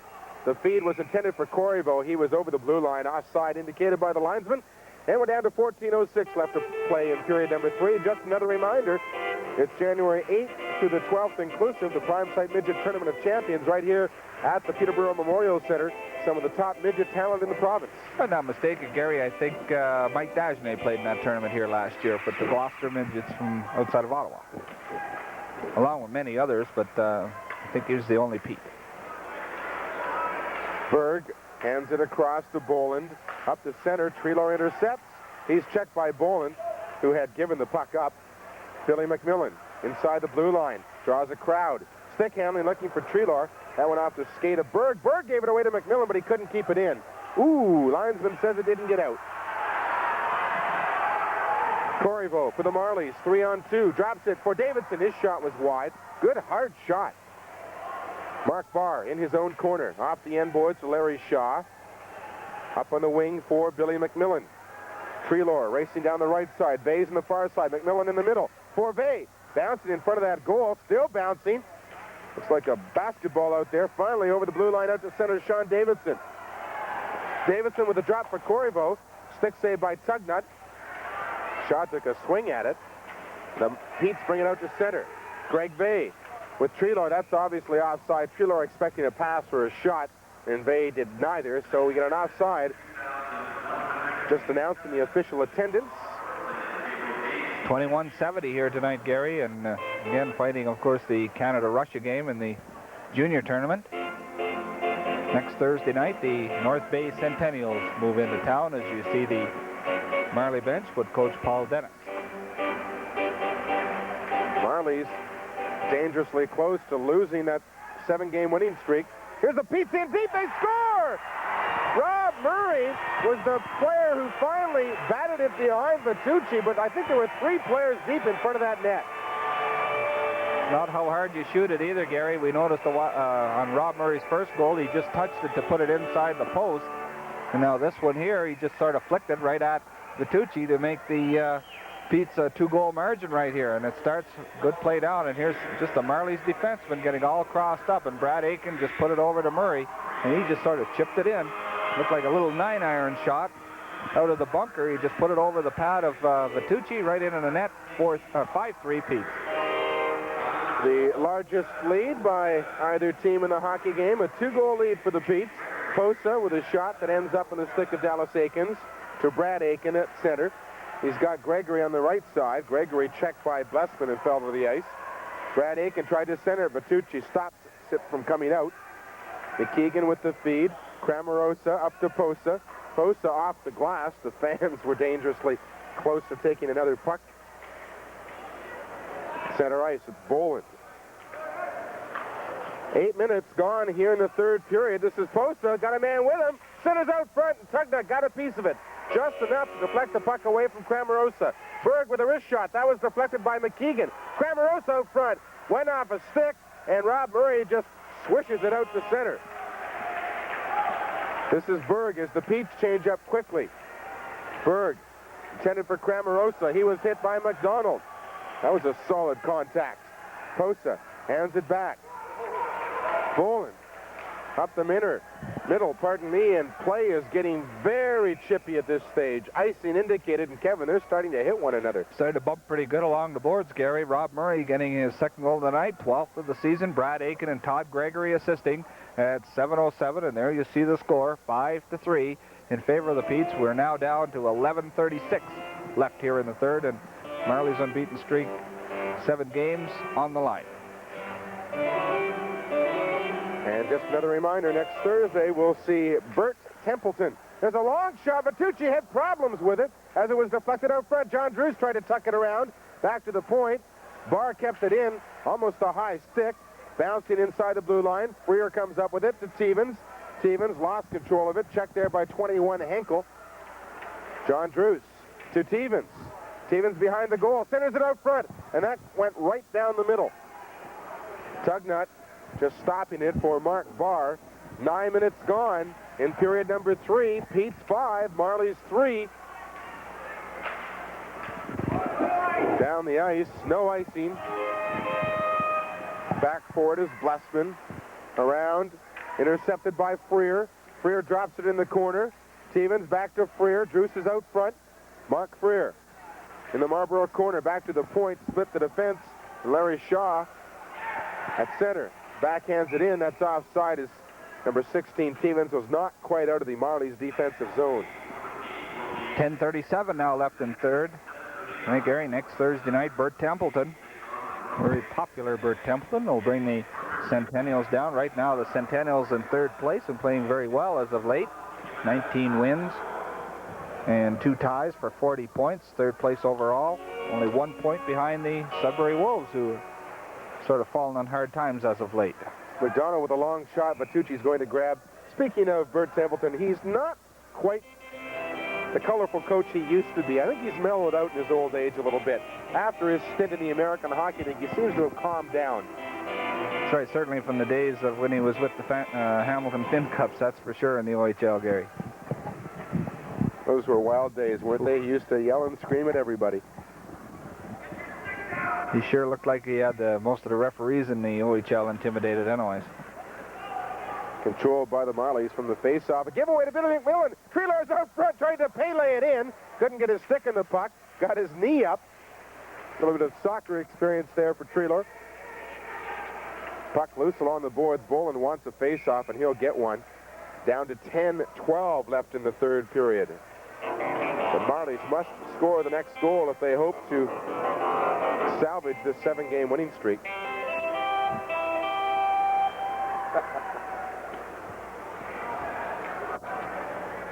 Treelor taking the face-off against Richard. Richard won the draw. Face-offs haven't been the fairest this game. Blessman off the boards, will get his own rebound. Pokes it ahead. Richard missed it, picked up by Treelor. He's got Bay with him. Treelor carries the puck in. His quick shot. Bertucci, the left hand, he's going to hang on to that. Treelor got away with that shot very quickly, but Bertucci saw it all the way. Right, Gary, and Greg Bay was forced to stop right at the blue line, not making the play go offside, and that really left it a one-on-one with the Marley defenseman, and just went over to Treelor and forced him to take the shot of Bertucci, as we've seen earlier in the hockey game, with a good left glove hand, made the stop. 9:52 now left here in the third as the seconds slowly tick away. Face-off controlled by Toronto again. Almost a miscue by Melanson, but he did get it ahead to center ice to Corrieville. Corrieville trying to split the defense. Dallas Aikens and McDonald both got a pretty good piece. Dan McDonald took Tugnut right out of the play as he slid into the goal. Tugnut's lost his stick temporarily. Dallas Aikens smothers the puck going to his knees. Good heads-up play by the Pete's defenseman as that, Tugnut was right out of the play. That's right, Gary, as McDonald slid him right into the back of the net. The two of them were sort of jammed in there.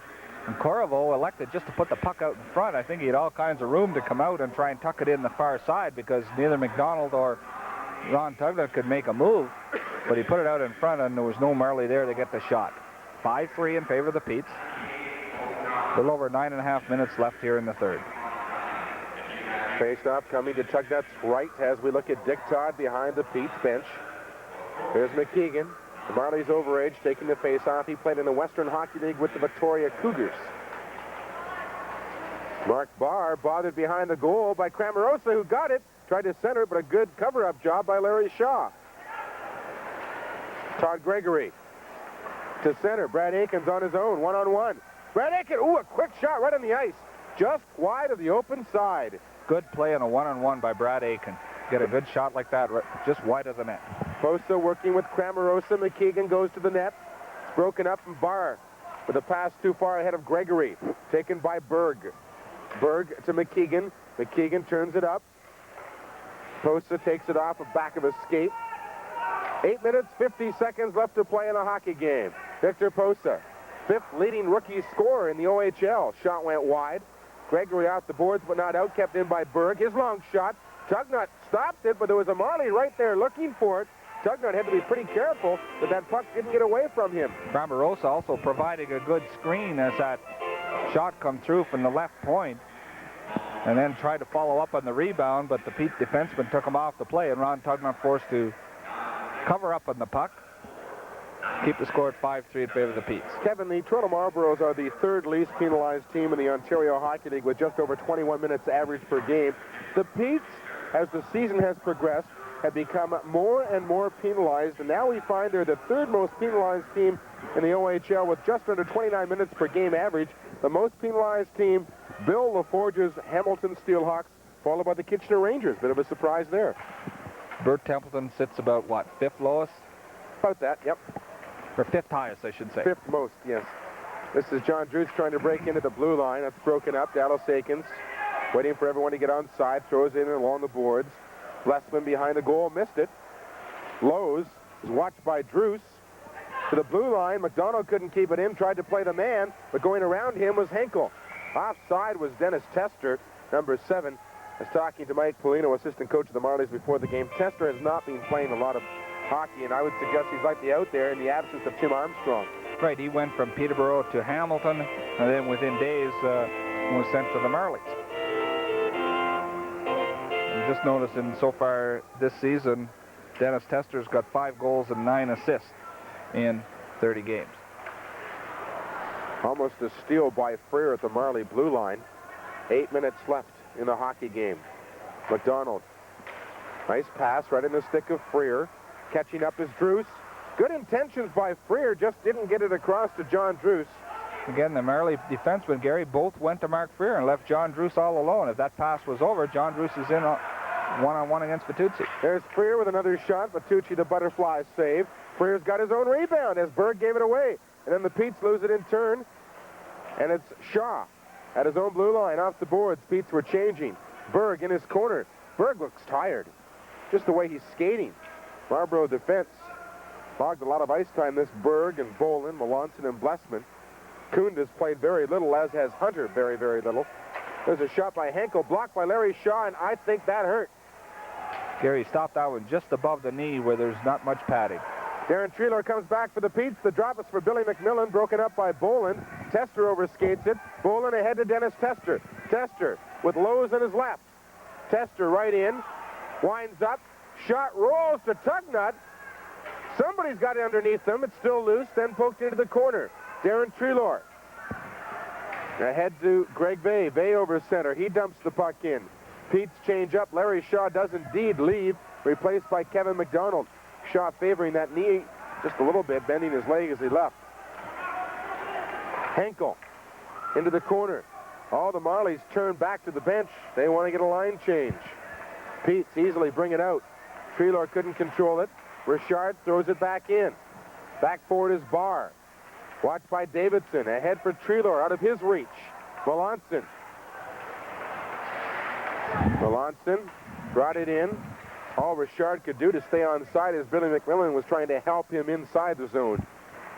6 minutes and 10 seconds to play in the third period. McDonald to Rob Murray. Gregory couldn't take that pass, breaking in on the left wing, his off wing in all fairness. Richard gave it away to Murray. Oh, Rob Murray looking for his hat trick, and he came close there. Gary, a good chance, and maybe we'll get a chance to look at it. A giveaway again by the Marlies right in front of their own net. And here's the pass, went right to the stick and skates of Todd Gregory, but then Rob Murray picks up a loose puck here as he just picked it off the Marley defenseman. Again, Vitucci just stood his ground, and Rob Murray put it right up at his chest. He's able to freeze it as we're now down to 5:59 left here in the third. I play old-timers hockey with a defenseman just like that. His name's Don Barry. I don't see Don within earshot, so I guess you're all right for now. He don't give away like that, does he? Oh, he does once in a while, yeah. But once a period. No, once a game. Play in the Marlborough zone with 5:50 to go. Peterborough leading by 2 goals. There's a strange clearing shot. Went off a stick, though, I thought. Shouldn't be icing. Well, I thought it went off a Peterborough stick in front of the goal. Definitely hit a stick, Gary. I'm not sure. I thought it was a Peterborough stick. And now the Marlies are questioning the linesman's call, and I'm sure we'll see something here. They may go to center ice. Marley's a little upset. It definitely was tipped off a stick. Now, whether it was a Marley stick or a Pete stick, I'm not too sure. I thought it was a Pete stick, but now the face-off's going to come all the way back down into the Marley end. That'd be a 2-line pass, would it not? It would not be icing. Of course, the Marley player did touch it off the rebound, off the boards behind the Pete's net, so it would have to be offside. Rob Murray won the face-off. McDonald with a shot that was blocked by Murray. Murray with another shot. And you've got to think that Rob Murray just might get that hat trick. Right, and certainly rates up in the star category tonight, Gary, as far as we're concerned, because Rob Murray's had an excellent hockey game. I'll give the Marley goaltender a vote. I thought he played extremely well in that first period when the Petes outshot the Marlies 20-9, but only took a 2-1 lead after 20 minutes. Here's Brad Aiken. Aiken trying to work against Blessman. Blessman took his man into the boards hard. The Marlies bring it out. Falling was Davidson. Rob Murray broke it up. Here's Rob Murray with 2 goals in the hockey game for the Petes. Center for Brad Aiken. A high pass. Blessman almost got a high stick. Indeed, it was a high stick ruled by referee Norm Ball. And so we'll get a face-off outside the Toronto blue line with 5 minutes and 19 seconds left in the third period. 5-3, the Petes lead. Next Thursday, the North Bay Centennials, a 7:30 start at the Memorial Center. Dandy Don Barry on the air live from the Memorial Center with the Petes pregame show from 6:30 until 7 right here on McLean Hunter Cable TV. Now a little question of where the face-off will be. Mark Tevens having a few words with referee Norm Ball, but the face-off right at the Marley blue line. Stevens will take the draw against McKeegan. The Marlies have got to get a quick one here. Just got to get in this hockey game with a goal quickly. There's a hook. That might be enough to do it. So we'll see the Marlborough power play for only the second time in the hockey game, and that's only the second minor penalty of the hockey game. That's right. Both of them have gone to the Pete's. Mark Tevens, there you see him going off into the penalty box for hooking as the Marley was breaking up right under the clock. And we'll get a chance to look at it here as Mark Tevens just falls down number 20 of the Marlies, Bill Berg, as he tried to lead the rush.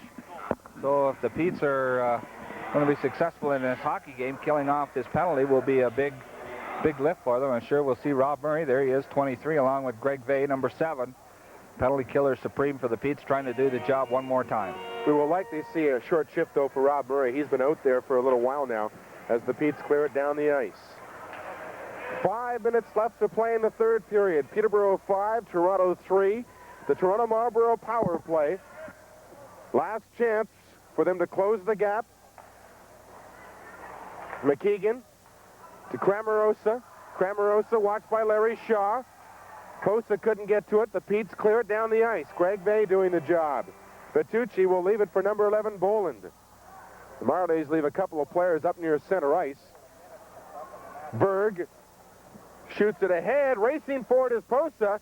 There'll be icing if he doesn't get to it. It's Boland at center. Across to Berg.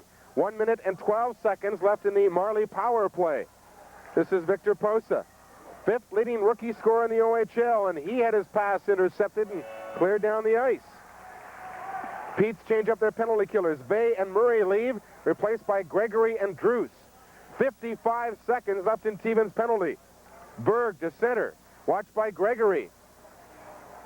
Posa with a shot blocked by Dallas Aikens and cleared. Race for it, Boland and Gregory, and McKeegan has possession. 40 seconds left in the Marley power play. Berg at his own blue line. Hands it across to Boland. Got around Druce inside the line. Centers for McKeegan. McKeegan in the corner. Watched by Druce and Shaw. Davidson's in to help out. Back to the point to Boland. Off the boards for Davidson. The other point. Berg moving in, scores! A power play goal by Berg, and it's 5-4, setting the stage for a pretty good finish.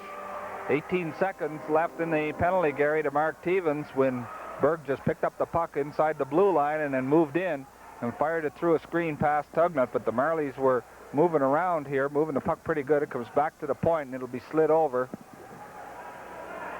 There's Berg moving into the slot, and he just blasts the wrist shot right by goaltender Ron Tugnut. So things get interesting here with 3:29 now left here in the third period. 5-4 for the Pete's. It's Melanson inside the Peterborough blue line. There's his wrist shot. Tugnut the save. He leaves it for McDonald. McDonald around the boards. McMillan couldn't handle it. Flesman with a shot. Tugnut stopped that. Deflected the puck to the boards. Tugnut may have twisted his right ankle. Here comes Vay down the ice. Centers for Treelor. Treelor with a shot. Partially blocked at the defense. Vitucci hangs on. And we're down to 3 minutes and 1 second left. There's Tugnut, who was favoring his right ankle just a little bit when he went down in the butterfly to make that last save. He may have gone down a little heavy on his right ankle. Was favoring Gary as the play went up the ice, but again, the Pete's, Treelor moving in and taking a good shot. Again, Vitucci making a pretty good save.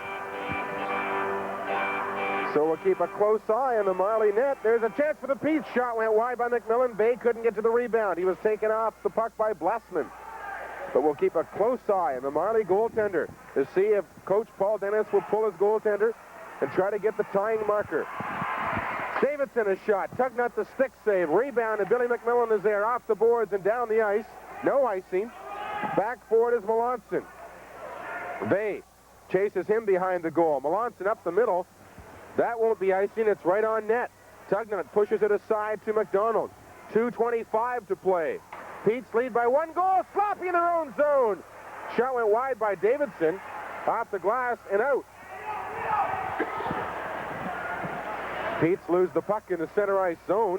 Brought back by McKeegan. McKeegan's got a good accurate shot. McKeegan right in, he scores! It's 5-5. McKeegan with a late goal. And the Petes just having problems in their own zone, and they let McKeegan walk in and do what he wanted to do. He found the short side. Gary just picked up that puck and just rattled it on the short side. As you said, he got a pretty good shot, and he goes from the center down into the left corner here. And right from the edge of the circle, Ron Tugger looked to have the angle cut on him, but he was, I don't know, not really square to the shooter. And I don't know whether it banked off of the shoulder or arm pad or the stick of Ron Tugnett. So overtime now threatening here with 2 minutes, a little over 2 minutes left, and the score tied at 5 apiece. But a great comeback by the Marlies, who were down 5-3, and Bertucci having problems with a bouncer. Another shot. Bertucci to save the rebound. It's still loose. Bertucci finally smothers the puck, and after the Petes allow a couple of goals, they come right back looking for that go-ahead one.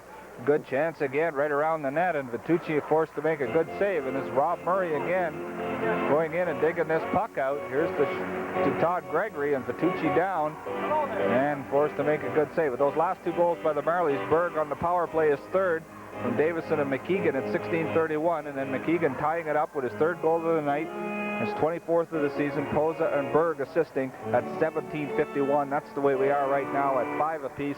1:56 left here in the third. Overtime threatening. Should be a heck of a finish. Face off deep in Marlborough territory. Pair of 23s with Shard and Rob Murray. Brad Aiken just off the circle. Brad Aiken has it. His shot. Didn't get through. Second shot, but Tucci got a piece of it. And the Petes now putting on the pressure. Center it out front. Corriveau has it. Deflects it for Richard. He pushes out to center. Larry Shaw up for Brad Aiken. Racing after it is Rob Murray. Brad Aiken pushed it through one man. His second time didn't get through, but Todd Gregory is there. Gregory in the Marley corner. Backhand pass. Brad Aiken out front. Rob Murray couldn't quite get it. And the Marlies just cleared down the ice. Race for it. Larry Shaw's back watched by Corriveau. Ahead to Brad Aiken to Murray. On the near side is Gregory. Gregory's offside. Rough luck for Rob Murray as Gregory stepped in just a little too quickly. We have 1 minute and 18 seconds left in regulation time. It's a 5-5 tie.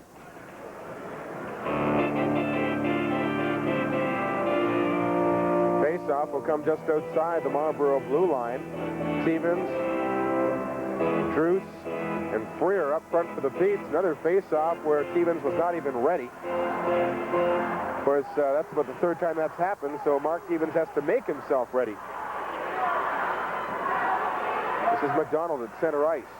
Having problems with post at 24. Dallas Aikens behind his goal. Off the boards. The final minute of the third period. Overtime threatening. Freer ahead to Stevens. Stevens inside the blue line. Has Druce in front. Stevens centered it off a skate. Freer back to the point to McDonald. McDonald couldn't feed his defensive partner. Couldn't put it on the net. Just shut it off to the side of the goal. 35 seconds to go.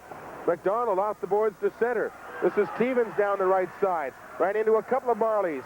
Freer is hauled down. Druce right in. John Druce stick handling. A shot in a crowd. And it rolls to Bertucci, who hangs on. 24 seconds left, Gary, and some anxious moments around Bertucci in that Marley net. Again, the Petes, and here we'll see the chance. There's Mark Freer being hauled down. Why no call there, I don't know, but John Druce digs it in with Freer just standing off to the side. But I'll tell you, I thought maybe that could have been a pretty good hooking call. No worse than the one that Mark Stevens got called earlier on. You recall just before the Christmas break, the Petes struggled on their power play quite a bit. I think the absence of Randy Burge and Terry Carter had something to do with it. Poor Dick Tard hasn't even had a chance to try the power play tonight. That's right. He probably worked on it for a week and a half, but can't show no results because nobody's given him the opportunity. But in my own opinion, I thought that should have been called. Although there was only, 30 seconds left. That's why still got to call it. That would be the referee's comment. Pretty tough to call that one late in the hockey game. 23 seconds left. It's a 5-5 tie. Don't go away. We could have overtime. It rolls to Bertucci again, and look at Rob Murray. He'll do anything for that hat trick. Right in the doorstep. Also anything for a victory right now as the seconds slowly go down to 16 left here in the third period of play. A 5-5 hockey game. With the Pete's playing their first of 3 games in 4 nights, the Marlies their first of 4 games in 6 nights, you got to believe neither team wants overtime. Wouldn't think so. Certainly the Pete's are not playing for overtime as they've been on a little bit of a late charge here. Vitucci's been called on to make some good saves. Face off. Rob Murray with a chance to Todd Gregory. Backhand shot goes high, and Vitucci has it. Finally the whistle. What an opportunity in front of that net. Rob Murray, now we have some tempers flaring here. Aiken and Melanson, Gary, but Brad Aiken got leveled, but I don't think it was Melanson. I think it was number 4, Blessman, that decked him. But when Brad Aiken got up, the only guy there was Melanson, so that's the guy he decided to tackle. Maybe we'll get a chance to look at it on the replay. The good chance. There's Todd Gregory flipping. Now watch here, you'll see Brad Aiken get level. I think it's number 4. No, it's number 17, but there you see when he got up, it was really number 2 standing right by, and I think Brad thought it was him that had decked him. The first guy he could find. That's right. He wanted somebody, and it just happened that Melanson was the boy that was standing there. It was Corriveau, I believe. Corriveau, right. That looked like put the stick to him right in front of the net as they were trying to clear out the crease for Vitucci after Todd Gregory had got that good shot on, and it was high in the air. It was just like a little pop fly in the infield. 9 seconds to play in regulation time. 5 minutes each for fighting to Melanson and Brad Aiken. 9 seconds left. Pete's don't have a great overtime record. Haven't got a win yet, Gary. In overtime, they have 3 losses and 2 ties. The Marlies are 1-2-2. 1 win, 2 losses, 2 ties. Pete's, London, and Sault Ste. Marie are the only teams that don't have an overtime victory yet this year. Rob Murray, Craig Vey, and John Druce up front for the Pete's. Dallas Aikens, Larry Shaw at the blue line. Richard will take the draw for the Marlies.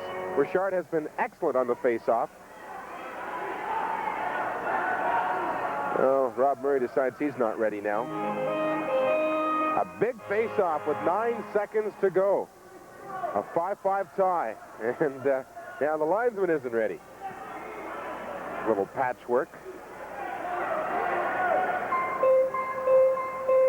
So they're set to begin. From the draw, Richard puts the puck in the corner. Boland is there. 4 seconds to go. Countdown is on. There was not a Peterborough player in front of the net. It's cleared. There's the horn. And we're heading to overtime. Sudden death, sudden victory overtime. It'll be a 10-minute period. And, of course, if no team scores during that 10 minutes, then they'll both be awarded 1 point. And they will not change ends.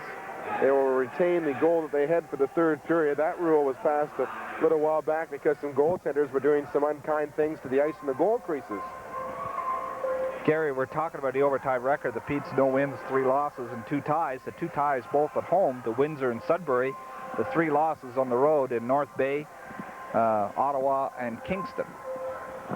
Well, Kevin, if you're going to call someone who might score the game-winning goal, I guess you've got to suggest Billy McMillan, who already has 5 game-winning goals this season, leading his club. What about the Marlies? Who would you take? How about Rob Murray? Well, Rob Murray's had lots of chances. Yeah, I was going to say, looking for that hat trick along with it. But I don't know, McKeegan's been a big shooter tonight, but also Cramarosa has played well. So I would look to one of those big guys to, and I'm sure they're going to get lots of ice time here. Well, I'll pick Billy McMillan and Victor Posa for the overtime goal. Okay, I'll go with Rob Murray for sure, and let's say Cramarosa. As the 2 coaches have a talk to their players right along the bench. 10 minutes now to go. As far as teams, Gary, we mentioned 3 teams do not have a victory, London, Sault Ste. Marie, and the Pete's in overtime. As far as teams with no overtime losses, Belleville Bulls and Cornwall in this division, Guelph, North Bay, and Windsor in the other divisions have yet to suffer an overtime loss. Paul Dennis is obviously set to go. Dick Todd still has his troops over at the boards.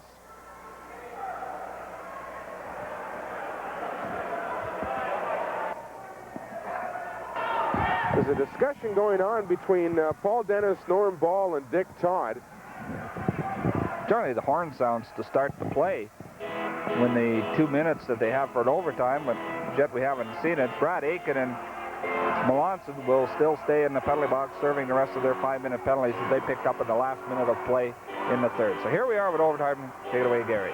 McKeegan won the face-off to start this overtime period. It's Posa at center. checked by Gregory. McKeegan with a long slap shot. Tugnut got a piece of it. It was going wide anyway. Vey out of his own zone to center. Rolls across to Todd Gregory. He brings it in. Gregory hauled down from behind. Rob Murray has it. Tried to center it. Went off Boland. In the Toronto corner, it's Greg Vey. Vey checked by Berg. Todd Gregory tried to center it. Kicked it onto his stick for Murray. Out front, it's still bouncing around. Marley's cleared off the glass. This is Cramarosa behind his goal. The Marley captain to center ice, where he's finally checked off the puck. It rolls to Tugnut. Back forward is Barr. Barr ahead to Greg Vey. He feeds Rob Murray. Murray inside the blue line. Pete's changing up already. We played 55 seconds in overtime. Jack McKeegan, who has a hat trick for the Marlies in this game, is flattened. Drews couldn't get it out. A bouncing puck. Davidson couldn't handle it. Here's Drews to Freer. Mark Freer. Checked by number 5, Kunda. So Paul Dennis is using the reserves on the bench here in the overtime period. Davidson had the puck in his hand, throws it against the boards. Fans didn't appreciate that. We played a minute 15 in sudden death, sudden victory overtime. Gary, in the early going of the overtime, the Petes started to put on some pressure like they carried over from the third period of play and had some good chances around that Marley net, but Vitucci coming up with some big saves. 8:45 now left in overtime. Stevens, Drewson, Freer up front for Peterborough, Richard, along with Davidson and Corriveau for the Marlboros. This is Richard. Pass intended for Corriveau, taken by John Drews. He goes to his off wing. Drews cuts into the center. Shot was a weak one, partially blocked by the defense. Freer in the corner, checked by Richard. Stevens picks up the loose puck, centers. Freer can't get loose, falls. Puck was still with him, and it's Berg. Berg watched by Stevens. Pass in the wing to Davidson. Davidson, long pass. The Corriveau got a piece of it, rolls to Tugnut, and he's going to hang on to that one. I thought it may have been a two-line pass.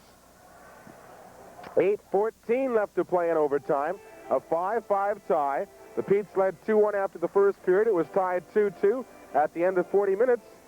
And the 2,170 still in their seats here at the Memorial Center. Lots of hockey for the money tonight.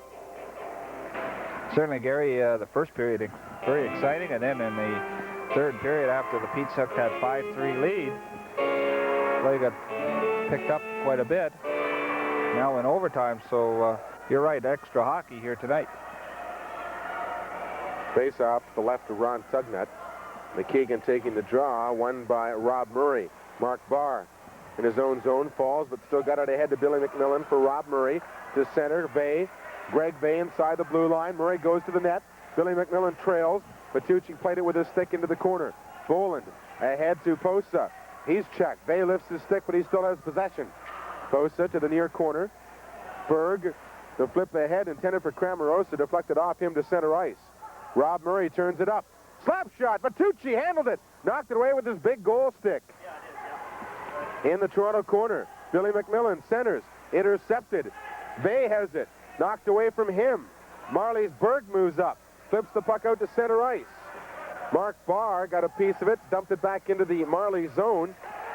This is Jack McKeegan. Cuts up at his blue line. Had the puck go off Billy McMillan. McMillan wants to get to the bench for a line change. Right now we have Stevens out there with Treelor. The third player just on the ice is Drews. Here's McKeegan. Faked the shot. McDonald recovered quickly after going down to try to block it. And the Petes move up ice quickly. Mark Stevens down the right side. John Drews interfered with on the left wing. Was pushed over the blue line, and Drews a little disappointed. Thought maybe the referee might have seen it. 7:03 now left in overtime. Just a reminder again, next Thursday night, the North Bay Centennials come into town. Their only visit of the regular season. Always an interesting matchup. I know the game up in North Bay, the Petes were defeated in overtime 2-1 by the Centennials. And I'm sure they'll be looking for a little bit of revenge on that loss. To center ice. Knocked ahead by Richard, intended for Corriveau. In the corner, it's McDonald against Corriveau. Treelor couldn't get it out. A weak shot by Richard, almost deflected in front. Tugnut stopped it. And now we get some words in front of the goal. 19 McDonald and 17 Corriveau. 6 minutes and 46 seconds left to play in the overtime period. It's a 5-5 tie. The Marlies and the Petes. The Marlies trying to keep that 7-game winning streak alive. Here it is, a little bit of a float shot coming through from the point, Gary, with a screen set up in front that Ron Tugnut was forced to make a good save. Every face-off deep in his zone, very important for the centerman. Also for the wingers to be sharp to pick up their men and to grab that loose puck when it's available. There's Dallas Aikens on top of it. Treelor centers. Treelor is now playing the wing with Stevens. McDonald off the boards. It rolls to Blessman, intercepted by Stevens. To Druce. John Druce inside the blue line, wound up. He was checked in the act of shooting. Treelor left the stick. Stevens has the puck, went off a leg. Dallas Aikens with a wrist shot in the crowd. Druce out front. Shot. Vitucci robs it with the left hand. John Druce looking for the game-winning goal. And Vitucci with a great left-hand catch. Great save there, Gary. I'm not so sure whether it was right on the net, but it sure was close enough that Vitucci had to grab it. As here's John Druce, wind and fires. Vitucci again, that's two really as John Druce has had from almost the same spot. One in the second period, and then that one here in overtime. Again, Rob Murray will take the draw. Gregory on his right, Freer on his left, Barr and Shaw at the blue line. Richard seems to be taking all the important face-offs for the Marlies. There's Rob Murray's shot, pad save by Vitucci. Cramarosa couldn't get it out. Freer trying to get to it. He's checked by Boland. It's Richard. Makes the move on Murray. Pass on the left side over center is Posa. Right on the stick of Cramarosa. Barr and Shaw both got a piece of Cramarosa. Barr went down. Then Vito Cramarosa went down. Gregory couldn't get it out. Berg with a shot. That was blocked by Rob Murray. Does he have any steam left? Rob Murray down on his own and checked by McKeegan and Blessman. And Jack McKeegan with 3 goals in a hockey game for Toronto. Pass to Cramarosa. Went through his skates. Took the rebound off the boards. Tried to feed his point man. Broken up by Peterborough. Blessman on his own side of center. Freer goes to the bench, as does Murray. Replaced by Vey and Treelor. Long shot. That was blocked by Larry Shaw. Second shot. And a left-hand save by Ron Tugnut, who saw it all the way. And that also with Posa standing right off to the side of the left of the net of Ron Tugnut, but Mark Barr, there you see number 5, Mark Barr skate out of your screen, but he had a pretty good collar on Posa. But again, the Pete's forced to make, the Pete's goaltender rather, Tugnut forced to make some good saves. But here's the first chance and a long shot that Larry Shaw blocked. There's one right there, and there's the glove on the shot coming from the left side from McKeegan, and we know that McKeegan can really shoot the puck. Larry Shaw reminds me a bit of Al Arbor and Pat Stapleton tonight. Dallas Aikens leading the rush. His long shot went wide, ends up in the mesh, but popped out. Cleared around the boards. Yvonne Corriveau put it back into the corner for Berg. Berg is checked by McMillan, who then fell. Boland around the boards for Sean Davidson. He centered, went off Treelor. Kept in by Vey with McMillan and Treelor. Vey centers it. Back to the point. McDonald handed it across, but Dallas Aikens had committed himself to retreat. Richard. That shot was blocked by McDonald. Richard got it back again, and Treelor is there. 4 minutes and 40 seconds left to play in the overtime period. A 5-5 tie, the Petes and the Marlies. Greg Vey down the left side. Long slap shot. Vitucci the stick save. The Petes change up their defense. Shaw's back out there with Barr. Back down is Blessman, a defenseman leading the rush. Shot blocked by Barr, and that hurt. Here comes Vey. Right wing pass. McMillan deflected the puck down the center. A couple of tired hockey teams here late in the overtime period. Barr watched by McKeegan. Barr doing a good job to move the puck up. McMillan couldn't get it out. Kept in by Berg. Cramarosa has part of his equipment trailing behind him. Centered it. Knocked away from Posa. And coming back is Mark Freer with Stevens. Freer goes around Berg. Tried to center it, and he was knocked to the ice. Stevens out front. Off his skate. Druce was looking for it. Back is McKeegan, who's been getting all kinds of ice time in the third period in this overtime. McKeegan to Cramarosa. Cramarosa back to the point to Berg. Berg shot. Stopped at the defense. John Druce in his own corner. 3 minutes and 40 seconds left in sudden victory overtime. Larry Shaw lost it. It's centered out front, and John Druce is there. Druce off the boards and down the ice. Won't have enough steam to be icing. Pete's again change up their lines. Victor Posa almost non-stop action here in this overtime period. Posa spins a little circle, steps over center, flips the puck into the Peterborough zone. Back forward is Dallas Aikens. Quickly up under the boards. It's taken by Stevens. Bayes on his left. On his right is Drews.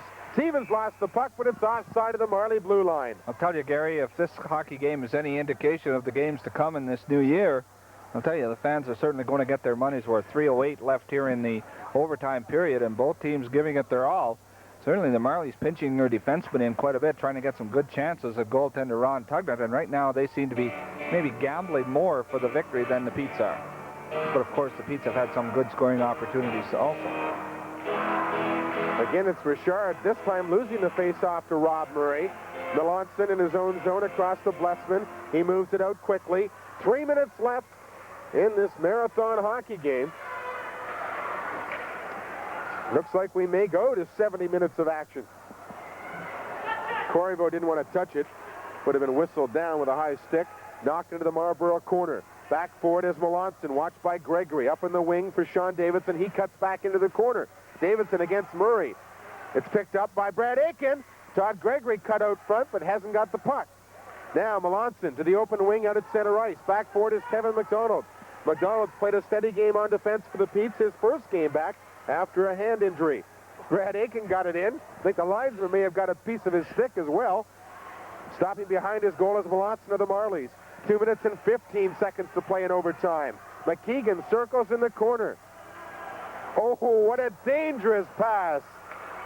To center ice, McKeegan has it. Davidson's with him, following his Posa. McKeegan couldn't do it all that time, and Tugnut will hang on. Tell you what, Gary, that almost was teed up right in front of the Marley net as we have a little scuffle in front with Posa and Rob Murray. Dallas Aikens now. Posa and Aikens had a little set-to back in the first period, and they're still having a few words with each other. And now also, so Kevin McDonald and Posa having a few words. I think Kevin McDonald wants to get too involved now after just coming back from that hand injury where he had his finger broken and just had the pins and everything taken out of it. So I don't think that he would want to re-injure it. He missed, almost 15 games for the Petes just before Christmas, so certainly he would like to stay in the lineup a little bit longer. 2:02 left here in the overtime period, as I think we've had a timeout call. I think you're right. I don't know who called it. Marley timeout for 30 seconds. Reminder again, next Thursday, the North Bay Centennials come into town, and then on the 16th of January, the ever-popular Oshawa Generals. Oshawa Generals, indeed. Petri Matikainen will be back in the lineup by that time. Back, hopefully, maybe with a bronze medal, who knows? Finland doing extremely good in the World Junior Hockey Championship. Certainly the powers, Canada, Russia, Czechoslovakia, will be the ones that will be in contention, but certainly Finland have shown more than some of the teams thought the Swedes might do better than what they have. And the other two teams, what is it, Switzerland and West Germany? They're hurting, struggle. The West German goaltender, although has received rave reviews in most of the games he's played, he's faced, I believe, an average of over 50 shots per game. That's a lot of rubber. Never know, it might see him in the OHL before too long. Some teams scouting around for goaltenders. Certainly those games are well scouted, not only by the NHL, by the OHL scouts as well, I'm sure. With 2 minutes and 2 seconds left in the overtime period, the score tied 5-5.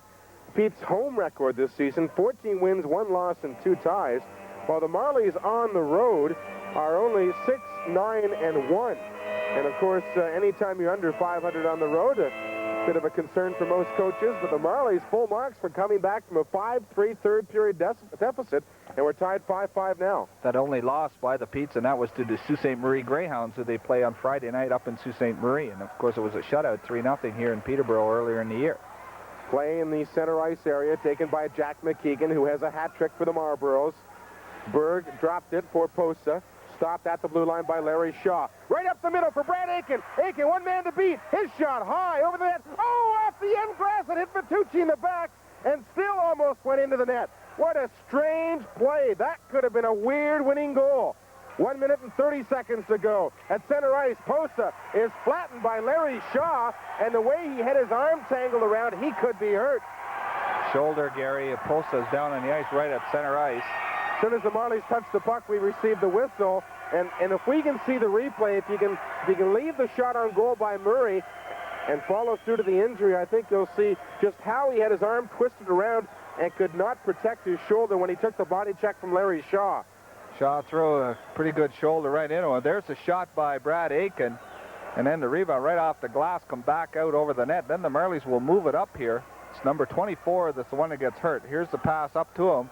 You see him sort of cutting across, and there you see Larry Shaw deck him. I think it was his left shoulder that he fell on, or was it the right shoulder that he made contact with Larry Shaw with? It's definitely a shoulder injury, Gary. That's what the trainer is working on right now. Now, which one it is exactly, I'm not too sure. But I think it's probably the one that Larry Shaw did the hitting. That was a heck of a body check. But what a shot by Murray. Maybe we'll get a chance to look at the replay again as we have a delay here. There you see live action with Posa. Watch him then. Here's the pass coming up as he comes across. Yeah, it might have been his left shoulder when he hit the ice, Gary. It was sort of strung out. Sometimes it doesn't take much. It's when you're in an awkward position like that, Kevin, and you get jolted when you have no protection, it certainly can do a lot of damage. And boy, 5th leading rookie scorer in the entire league. With Armstrong out with the flu, they can't afford to miss for too long a Victor Posa. Gary, it can't be a shoulder because they got him arm in arm lifting him off the ice, so it can't be a shoulder. It must be a leg or something. Maybe even a knee the way he was going, but I thought it was a shoulder injury the way they were working on him at first. But certainly if it was a shoulder injury, they wouldn't have him his arms lifted up over his head. Who was the trainer of the Toronto Marlies for years and years, no longer with them? Danny Marr. Right, where did he go? I don't know. He was an excellent hockey man, and now I see the trainer is Tom Rennie with 2 assistants who we've never heard of before. But Al Ball has been with them for quite a while. Certainly Danny Marr was a veteran. Danny Marr, I believe. I may be wrong here, but I think he's with St. Catharines. That Marley Farm there. It makes sense. I know very good trainer, very good man with equipment. And good with the kids as well. That is so important. Okay, we'll be back right after a moment.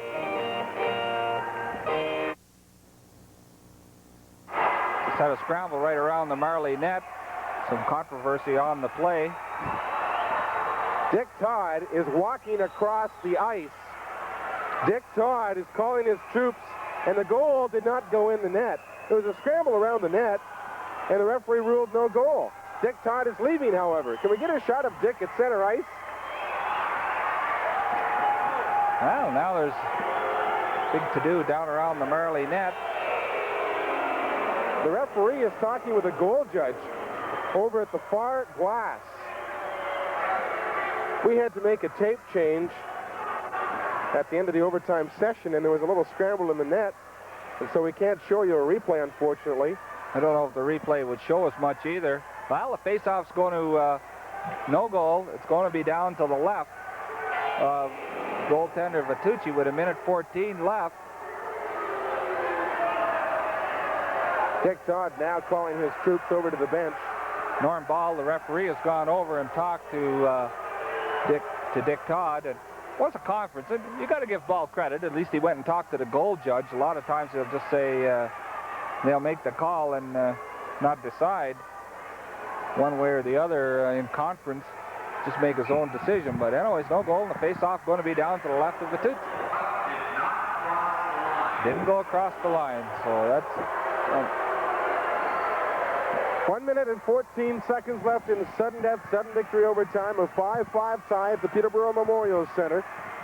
You're watching the Petes trying to end a 7-game winning streak by the Toronto Marlies, and of course, the Marlies scrambling back from a 2-goal deficit in the third period have shown us that they are certainly a much improved hockey club in the second half of this Ontario Hockey League season.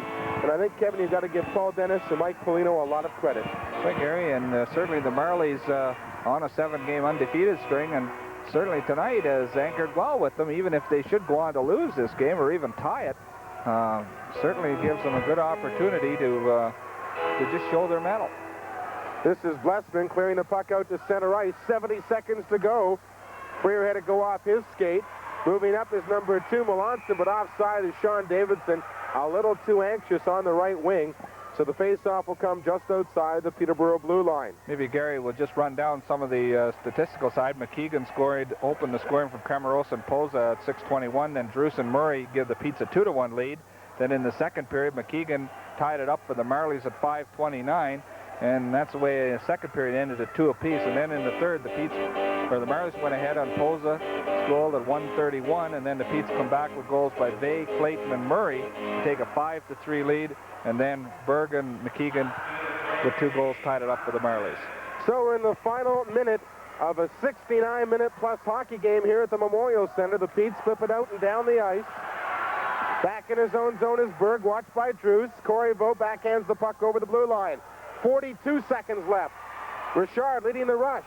The puck just sat there. Shaw couldn't clear it. Here's Corriveau at the side of the goal. It rolls to Tugnut. He allows the play to continue. Kept in by Sean Davidson. Behind the goal for Richard. All alone up front was Corriveau. He was finally knocked down by Stevens. 24 seconds left. The Petes can't clear it. Corriveau up front. He scores! Yvon Corriveau. And the Marlies have won their 8th hockey game in a row. What an effort by this Toronto Marlborough Hockey Club. And Yvon Corriveau scores the winner in sudden death overtime. 21 seconds left in overtime. That's exactly right. 21 seconds left, and the Petes have yet to register an overtime victory. Dick Todd having a few words with Norm Ball at the end of the hockey game, but the Marlies' undefeated streak goes now to 8 games, and that will move them up to 30 points, and that only 5 points behind the Kingston Canadians in the Leyden Division standings at the end of this game on Thursday night. But certainly a very entertaining hockey game, Gary. We almost went the full gamut, plus 21 seconds left in the 70 minutes of hockey, but a pretty exciting hockey game. All right, and Kevin also has our 3-star selection here by the McLean Header Cable TV broadcast crew. Well, Jack McKeegan had a big night for the Marlies, but so did Rob Murray. He missed out on his hat trick, but we thought he was one of the better hockey players on the ice, certainly controlled on the faceoff. We thought Brad Aiken also played an excellent hockey game, a lot of hustle and some good chances. And of course, McKeegan was the big shooter for the Marlies with the hat trick and 1 assist. But that's the way we see it. Rob Murray, Brad Aiken, and Jack McKeegan are 3 stars. Thank you for watching Pete's Hockey Replay. Yours truly, Kevin Varon. Our play-by-play man is Gary Hahn. On stats tonight, Brian Sage, our cameraman, Barry Todd, Sylvia Zipman, and David Cross. And down in the truck, Sharon Davis, Jamie Thane, and Tim Cadigan, and of course, our EP, Brian Winkworth. Again, thank you for watching Pete's Hockey Replay. Be with us again next Sunday afternoon and Monday afternoon when we'll have the game between the North Bay Centennials and the Peterborough Petes. This has been a McLean Hunter Cable 6 Sports presentation.